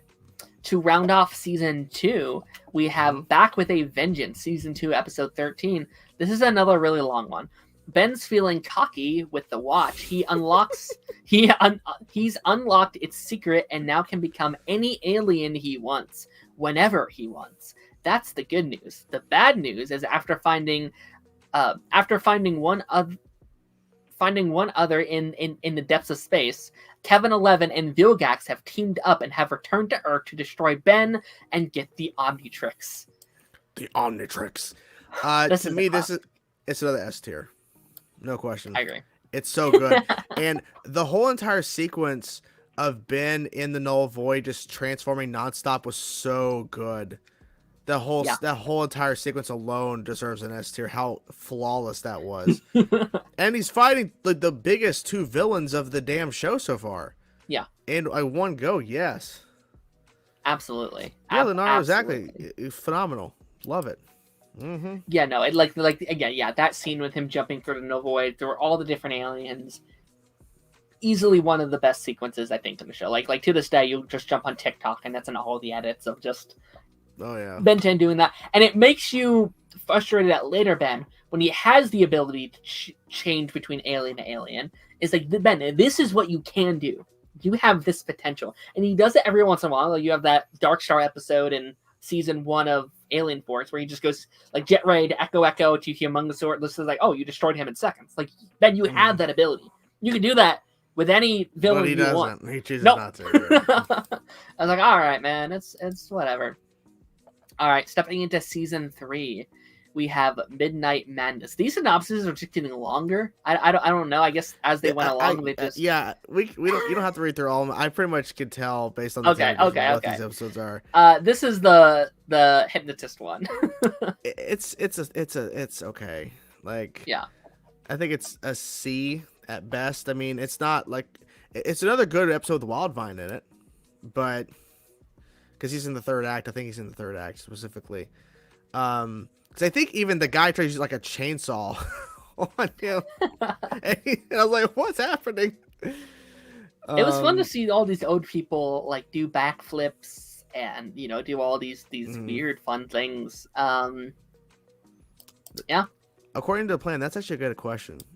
Can we finally do Alien Force when I finally start Alien Force? Can we? Yeah. I mean, if you ever watch it, you can. Okay. I'll let you know. I'll let you know when I Yeah. get to it. I'll let you know. Absolutely. Subliminal is the best villain ever. Oh, that's kind of a hot take. That is a hot take. That's a very hot take. That's burning me right now. Jesus. I definitely don't agree, but to each their own. Yeah, you do you, man. Yeah, absolutely. I think it's fine. Like, there's some fun antics in the episode, but it's like, it's. I always like when I'm rewatching classic. This is one I often skip. I was like, that's whatever.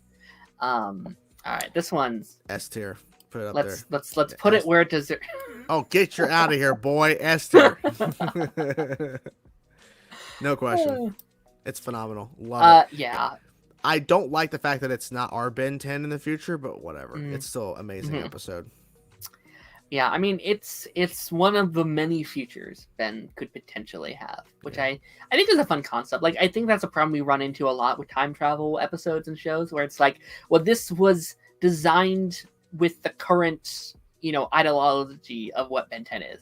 Yeah. But then later on, they have a different idea of what Ben 10 is. Well, maybe the thinking is because see, younger Ben kind of inspires this older Ben to kind of change his life. So maybe that does change the future for him. So maybe that's the explanation, that this future, this is a possible future, but Ben avoids this becoming his future. Yeah. So yeah, like once he meets his future self, he can no longer become that future self. So. Absolutely. And like, there's so much fun to be had, like learning Gwen had all these magic powers, getting to see the future, all the new aliens, and how he's perfected certain things. And I think future Ben is such a fleshed out character. It's always fun. It's always fun to watch. Like, to this day, people are like, give me a Ben 10,000 show, give me a Ben 10,000 movie, and all these things. And if you want that or not, like, it's such a big impact to the Ben 10 fandom. He's huge. He's massive character. All right. Next up, we have a change of face. This is the Charmcaster Gwen swapping places episode. Oh yeah.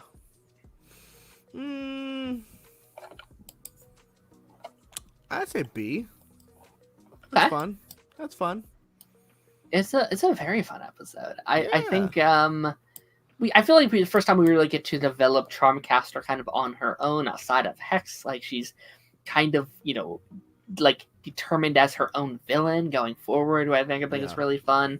I think Gwen, we get to Gwen kind of goes off on her own little adventure. I feel like Gwen normally doesn't do that. Like, she's in the jail cell and she's using Charmcaster's powers, and I'm a huge fan of like swapping bodies episodes. So like Ben and because doesn't Grandpa get the Omnitrix for a second? Like, he turns into like Cannibal or something at the end there. I think so, yes. Like, that's a fun kind of thing.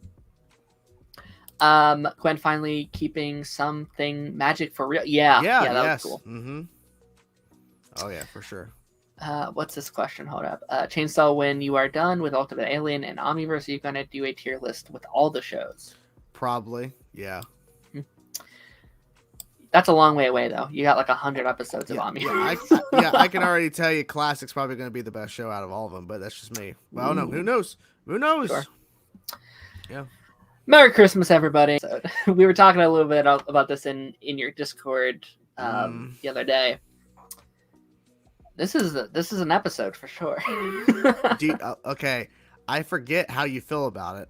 Maybe we didn't talk about it too much. It's not good. But I will say, with them having a mandate of having a Christmas episode, I think they pulled it off pretty well. So I'll argue for B. Okay. What are you saying? I think it's fine. Like, it's okay. I appreciate it because it is the Christmas episode, and like every other year or so, I'll be like, you know what? it's Christmas time. Let's put on the Ben 10 Christmas episode. Okay. Because, like, there's no, like, they never do it again. Like, Ben 10 Yeah. never does anything really Christmas related ever. So it is kind of fun. It's another example of, like, oh, they seem like they maybe were high while they were writing this episode. Like, you know, the curse doesn't make much sense, and, like, the like, oh, I'm going to go around the world as Stinkfly and deliver the presents. It's like, well, when didn't your timer run out? And, like, you have 10 minutes, Ben. Like, how are it's there's so many things.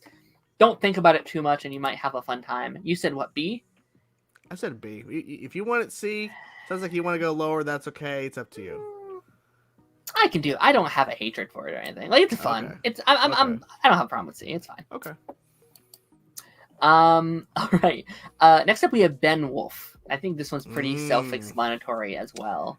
The first of an arc. This was special because it sets up an arc. I think. I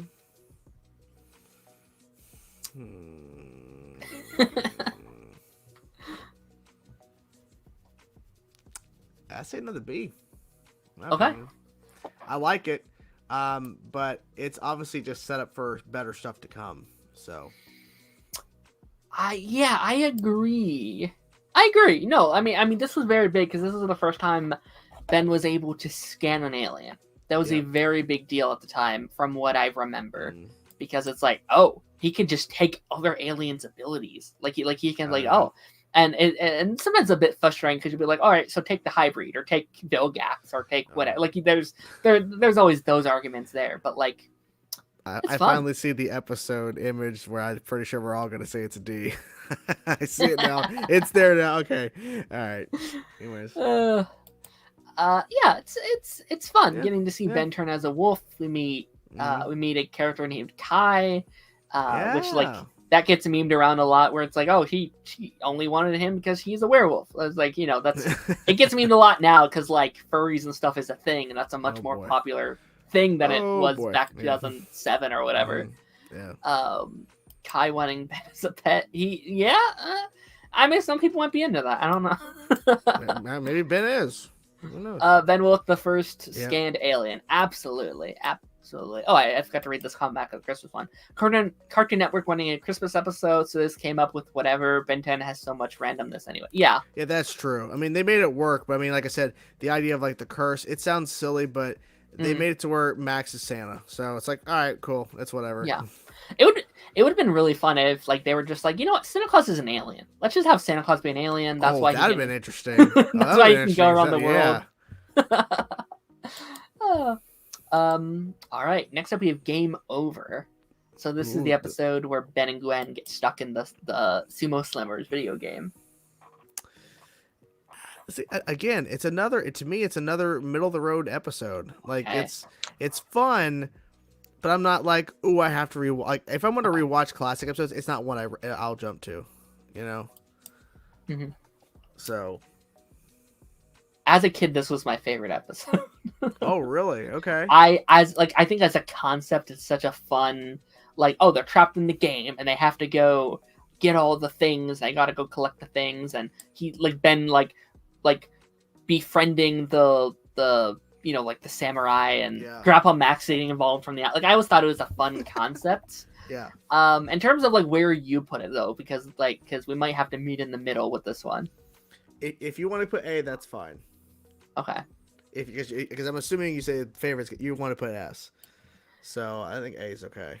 Yeah, I don't know if it's S. Like, I don't think it's like up with the top tier of the show. I just think it's like a fun little episode, and like I think why I liked it so much is I like the idea of the different alien coins he would find throughout the show, and he had to be like, okay, now I got this alien back. Okay, now I got this alien. Like, I thought that concept was really fun. Midnight says, I love the episode where they're stuck in the game. Well, they're with me. Love it. Leonardo says, I mean, going into your favorite video game / show, who wouldn't love that? Fair enough. True. If you could go into any video game / show, what would it be? Not to get us sidetracked, but I feel like that's a fun question. Yeah, I don't know. I mean, I would love to go into the Spider-Man Insomniac world. Ooh. The Batman Arkham, even though I hope I'm not a villain when I get sucked in. Yeah. That's a good question. Yeah. The Arrowverse. I can't forget that. I mean, I'd love to, be in Star Labs. That's the problem with most of these fictional universes. Most of them you probably wouldn't want to be there. Like Marvel or DC, it's like, oh, you're probably gonna die. Fair point. Just give me like Animal Crossings or something. Something safe. Something comfy. Something simple. Yeah. It's not simple. Yeah. It's just Fortnite. You're like, ah! Running into battle. Ah! I'm jumping off a bus. Ah! You're just dying over and over. Yeah, over and over. Keep respawning. Yeah. All right. Season 3, episode 7, titled Super Alien Hero Buddy Adventures. Try saying that 3 times fast. Jesus. Do you want me to read this one? Because this one is kind of... No. Or are you good? They create that show, and Ben's like, what the hell? And then there's a guy that used to be he was like starting problems because he had his career ruined. Yeah. It's a C. It's not great. I mean, yeah. No, this is the start of the concept of Ben becoming famous. Just they don't know it's Ben, That's true. Right? So, but yeah, it's a concept they do later on with the Albedo episode in Ultimate Alien when he has his they make own... it better. Yeah. Yeah, I think they improve upon the concept. It's a silly little filler thing. It's fine. It's fine. It's fine. Season 3, episode 8, titled Under Wraps, which was the next kind of installment in the like supernatural monster arc that Ben did. The Ben Mummy, yeah. Ben Mummy. I think it's pretty good. I like it. I do, because I think the idea of introducing horror aliens for Ben has always been interesting, and I thought it was a really cool idea, and I'm glad they went with it. So I would say I think it's B. I think it's I agree. I think it's B. I agree. I think Ben Mummy is another one of those just underrated aliens. Like, he has it in the Omnitrix, and I get it's pretty similar to Wildvine, but also he doesn't even use Wildvine. Like, he doesn't use either of them. Yeah, exactly. They keep introducing new aliens for Ben, and then he just forgets about other ones. Just forgets. Mm-hmm. He's like, yep. It just goes back to the classic 10. Yep. I like the bits of Ben doing his chores with the alien powers. Like, that's a fun little thing. Yeah. B's good. Mm-hmm. Season 3, episode 9, titled Monster Weather. D. Really? D. Yeah, I don't care too much about it. I don't like. I probably would give it C, but I don't care enough to. The only fascinating thing is like, oh, they're playing music, and Max is like, oh my god, I love this band so much. But then there's a weather monster. It's like, okay, I don't know. Yeah. And then there's weather machines or I don't know. It's a weird thing. I don't get it. What the hell were they doing? Like, no, this is where they were high. Like they thought this was a good idea. Like, hey guys, I got this great idea. Let's do a weather monster episode. Did they watch The Flash in the future and go, we should do Weather Wizard, put it in our own way? Or something? Yeah, I do love, I think the moment that sticks out to me, obviously Ben's such a dick in this episode. Like, I actually really hate Ben in this episode. It's just like, fuck Grandpa. I don't care what he likes. I don't care what he does. It's like, come on, Ben. Like, let Grandpa have a good time. Like, he does whatever you want all summer. Like, let him have a day. Mm-hmm. Although what stands out to me, it's very silly, but like when Ben's on the like electric guitar with 4 arms, he's just a full on using the like guitar to stop the giant monster thing. It's like, all right, that's fun, I guess, but that's about it for me. We have The Unnaturals, which was the baseball. I don't know if you remember the evil robot baseball episode.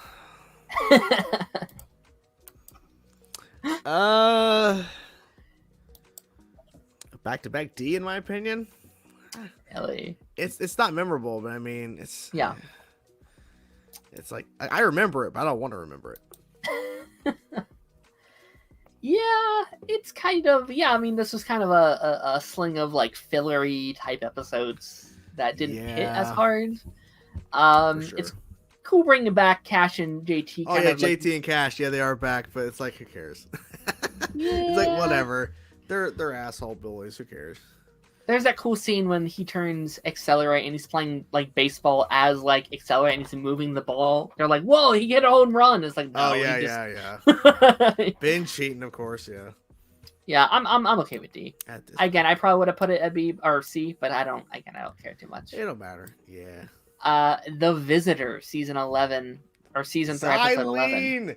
Xylene, the character that for some stupid reason has not returned since. The dumbest thing that they've ever done is bring this character in and then not bring her back. Mm-hmm. Yep, there's a running joke about how Grandpa likes the international, the ones from space. Hey, literally. Yeah. This to me is one of the most significant episodes of the show. Absolutely. Because of what she says. The watch was meant for Max. And what was that thing she mentioned that was so specific, that was significant? I can't remember. Yeah. I think that was really it, right? Was that Max was meant... I thought there was something else significant that she also mentioned that was very, like, important. But I know the one that sticks out to my head, maybe someone else can comment this, I can't remember. I thought there was a second thing she mentioned. But it was very specifically, Max was meant to get the watch. I think, to me, like, that changes everything. Or no, I think the other thing was that she was the one on the ship. She was the one who was bringing it. Because we always wondered... Who's in that ship? Who's the hell is driving away from Vilgax? But it's the fact that Max was meant to get it, and that meant this would have been a very different show. I'll always have for Oswald. What happened? To me, I think just with the reveal of who she is, in terms of being the significant reason why the Omnitrix is on Earth, and the fact that Max was meant, like, her whole purpose was to give it to Max. A. Okay. I think it's A. Okay.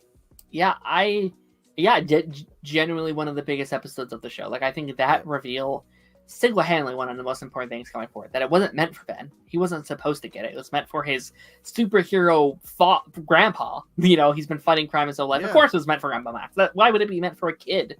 I think Xylene is such a fresh face to bring in. This is also the introduction of Upchuck. Like, she's just like, yeah, give me this, and turns him into Upchuck. I was thinking almost S, but if you're thinking A, I'm okay with A as well. I mean, we could put S. That's fine. I was just like, I didn't know where you would want to rank it. I think S is good too. I definitely think it's one of the more iconic episodes of the show. Yeah, because once you learn that, even though it's obvious, a 10-year-old kid should never have gotten the Omnitrix. But once it's now solidified, Max was always meant to be, because we thought at a point it just got launched because they were trying to send it away from Vilgax so he couldn't get a hold of it. Turns out, no, it was targeted towards Max, and it went off by a smidge. Yeah. And Ben got it. Absolutely. The show would have been so drastically different if it was called Max 10. 100%. Yeah, and it's very fun to see the, like, origins of Grandpa a little bit. Like, see a bit of his past, and really enforcing, like, oh, he was a plumber. He did all these crazy things. He went out on his own. He had this girlfriend. You know, like, what was their history like? Like, that's a very fun episode. A very fun concept, I should say. Oh, yeah. All right, season 3, episode 12, titled The Return. Ziskair has returned, and he has brought a mummy and a werewolf and a Frankenstein-like creature with him to help him shroud the earth in darkness. Oh my god, this is a tongue twister one. This is another one reading it where it's like, he brought a mummy and a werewolf and a Frankenstein. It's like, what the hell is this show? But this was the finale of season 3. It was kind of the end of the arc, if you will. I would say either A or S. It's such a good episode with Ghost Freak back. It's pretty. I will say this though, it's good. It's not as good as the season 1 or season 2 finale. I agree with that for sure. Not close. But they're still good. It's still a good episode to wrap up the arc, because we've been building up these horror villains. I was surprised they didn't do a horror-based Dracula, but maybe that would have been too much for a kid's show. Sure. But yeah, the first 2-parter in Ben 10, yeah, that's true. It is first 2-parter. I would say, I think A or S. I think either one for me works. It's a good 2-parter. So yeah. So you thinking like a B? I mean, I'm fine with A or S unless you don't like it that much. I don't know what your thoughts are on it. I'm okay with A. I think I definitely wouldn't go S, but I think it's fun. Okay.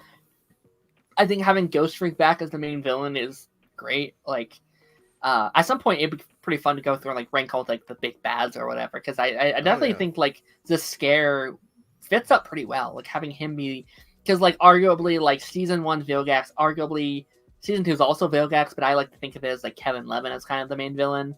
And then the scare for season 4 or 3 is like, yeah, those are a pretty good round of big bads for each season. Alrighty. Next up, this start kicking us off with season 4. Now, I did not include Secret of the Omnitrix, even though some people consider it like a 4-part episode. I was like, it's a movie. I'll just throw it in with the movies. And you watched that last, right? You didn't start with it, right? Last, yeah. Okay, good. The fans were very specific. You cannot watch this first.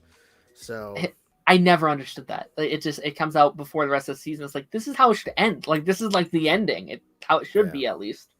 But episode 2, or whatever you want to call it, The Perfect Day. So this is the episode where Ben's in like a mindscape through the Forever Nights, hacking into his brain, and he's having the perfect day. That's a C. Okay. It's okay. It's okay. It's fine. I'm always a fan of like a good mindscape episode. I think it just allows like create the like creativity of the writers to be like, well, Kevin Levin's here, and then Vilgax is here, and then he got a video game. Kind of like the Mind one I just watched with Albedo was trying to get that mind. Indeed. Yeah, it's the same kind of thing. Yeah. Mm-hmm. Yeah. Yeah, I think it's fun. I think it's a fun way to start the season.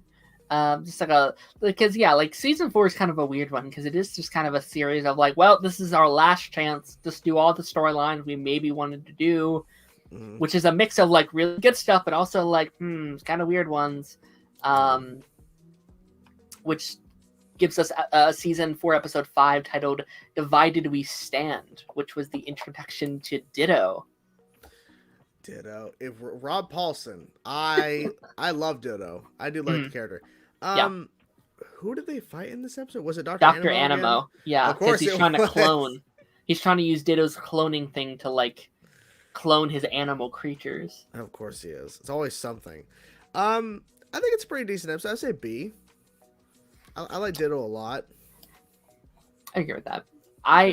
Ditto's honestly, like biasly, one of my favorite Ben 10 aliens. Like, I think he's so much fun. He's just like this cute little guy. Like, he gets undermined by Echo later, like in a fan base where like, well, screw Ditto, we have Echo later. And it's like, well, I don't know, he's still cool, guys. Like, I think it's fun. I'm also just, I don't know, I'm a sucker for like a good beach day episode. Just like, they're on the beach having fun. They gotta go find Ben and get Ditto. Again, Ditto's also a very underutilized alien in Classic, I think. Like, I know he was introduced final season, but still. This is your favorite episode that I feel like you reference a lot. Don't Drink the Water, which is the Fountain of Youth episode. The Fountain of Youth. Where, look, it's Ben 10 once again just trying shit. Just like, whatever. Because now what they're confirming is this is a thing that's in the continuity of Ben 10. The Fountain of Youth is out there. Yep. To me, like, okay, I understand this is a fictional world. They have aliens, there's galaxies, there's all these planets, all the Omnitrix, the Ultimatrix, all this shit. But a Fountain of Youth? Really? I do remember Baby Stinkfly. Yeah. Oh my god. Look, the episode was funny, especially when you have young Forearms, young Max. It's funny. Yeah. But I think they just kind of jumped the shark a little bit with this, because like you've already done the Mayan god or whatever, the god thing, and now you're trying to do the Fountain of Youth, and it's like, okay, it's funny. You got young, was it like Baby Heat Blast at one point as well? Like there's Baby like Forearms, yeah. So it's funny, but I don't know. I don't think they should have done it, personally. Yeah. As a concept. It's okay. Like I think the funnest of it is just oops, what are you doing? I think the funnest of it is like getting to see younger versions of our characters. So like seeing a younger Grandpa Max and like a 3-year-old Ben or whatever it is, just kind of waddling around is fun. Getting to see alternate versions of our aliens are always fun. Hex turned to a baby, right? Like that was funny. He did. Yes. Mm-hmm. Yeah. I'd probably give it like a B high C. That's Where fine. are you kind of thinking? Yeah, that's fine. Okay. Yeah, that's fine. Okay. Next one is Big Fat Alien Wedding. I was like, this has to be the wedding episode. It's okay. I think that I'm surprised they killed off her parents, and she didn't give a crap. She's like, yeah, whatever. I'm fine with C. Yeah, Honestly. that's fine. Fine. This is the episode where I'm always like, what even happened? Like I said, like in the final minutes, they kill off her parents, and she doesn't care. So. Yeah, it's fine. I think the villains aren't too interesting. I think. No.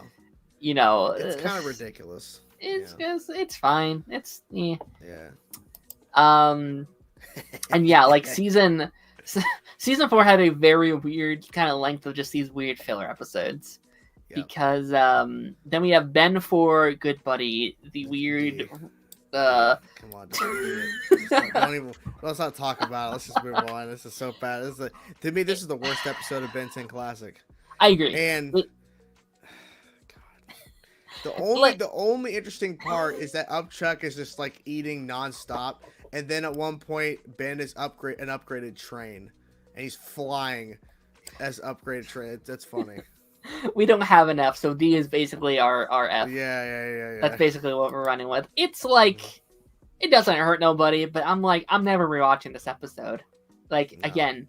And like, I almost feel like it's a disservice, because I feel like this, like, road crew episode could be fun, especially since that's basically what Max is. Like, he runs the rust bucket. Like, I feel like, in theory, I kind of like what they're going with this. Yeah, it's just boring. Characters don't. It's whatever. It is, again, a weird kind of grouping of weird filler episodes.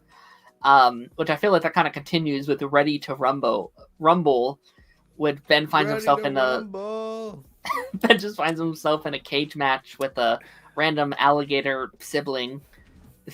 They never explain who these guys are. No, they don't. No, just some random characters. I don't get it. I would say C for them, I guess. Yeah.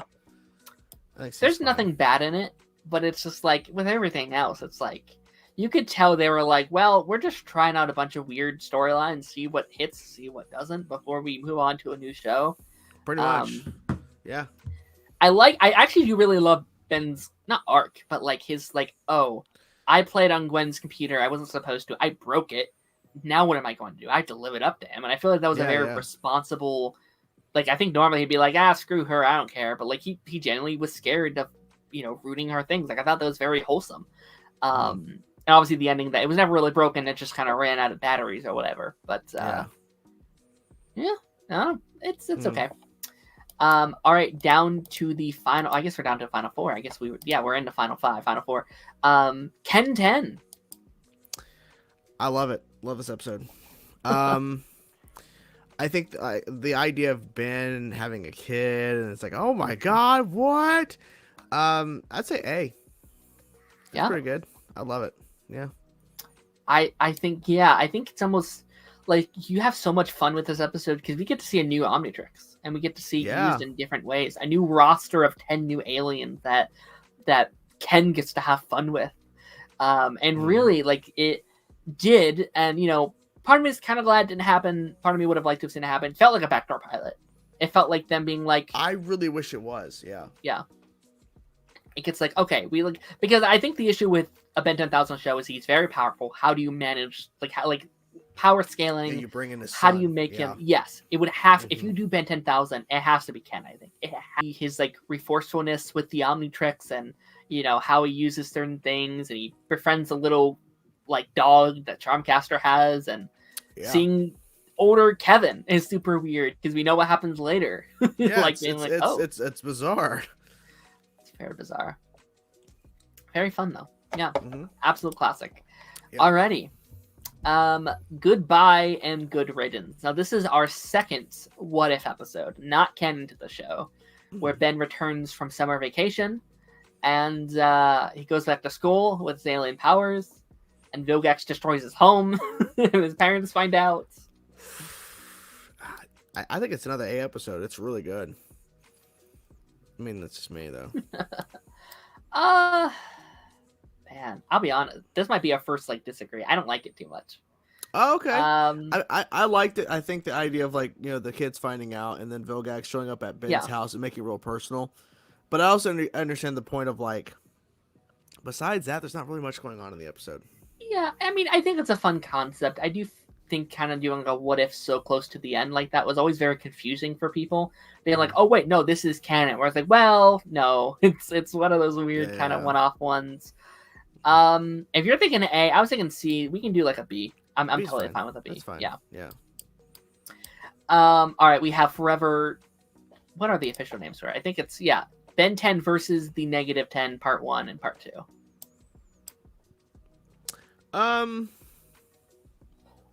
I think the concept of the Negative 10 is amazing. 10 aliens, even though Ben doesn't have 10 aliens, he has more than 10 aliens. But the idea of all these villains teaming up, I think it's been said before, the lineup of aliens, the lineup of villains are not the best. Yeah. And I think it's intentional at a point because if it was all the heavy hitters, they'd have no shot. I don't think. So I think there was some choices they had to make in order to make it more of a fair-ish fight. Sure. So I would say in terms of both episodes, I mean, they both have their good moments. I would say they're both either B or A, I think. I think they both have their moments that really stand out, but they're not on the level of season 1 and season 2's finale. No. Yeah. I really like the build up to it more than I think the resolution. This is, I think, the perfect example of great concept, weak execution. The build up to it, it's a great concept, having 10 aliens but 10 different villains for all. That's a great ending to the show. And then episode 2 comes around, it's well, they kind of get beaten very easily. They just kind of fall into an argument. Guy just kind of comes out of nowhere. Yeah, oh boy. Oh yeah, Guy. It's well, all right. Yeah. I think on my personal list, I'd probably do Part 1 B, Part 2 C. Where are you kind of thinking? I'm fine with. Yeah, I think that's okay. Okay.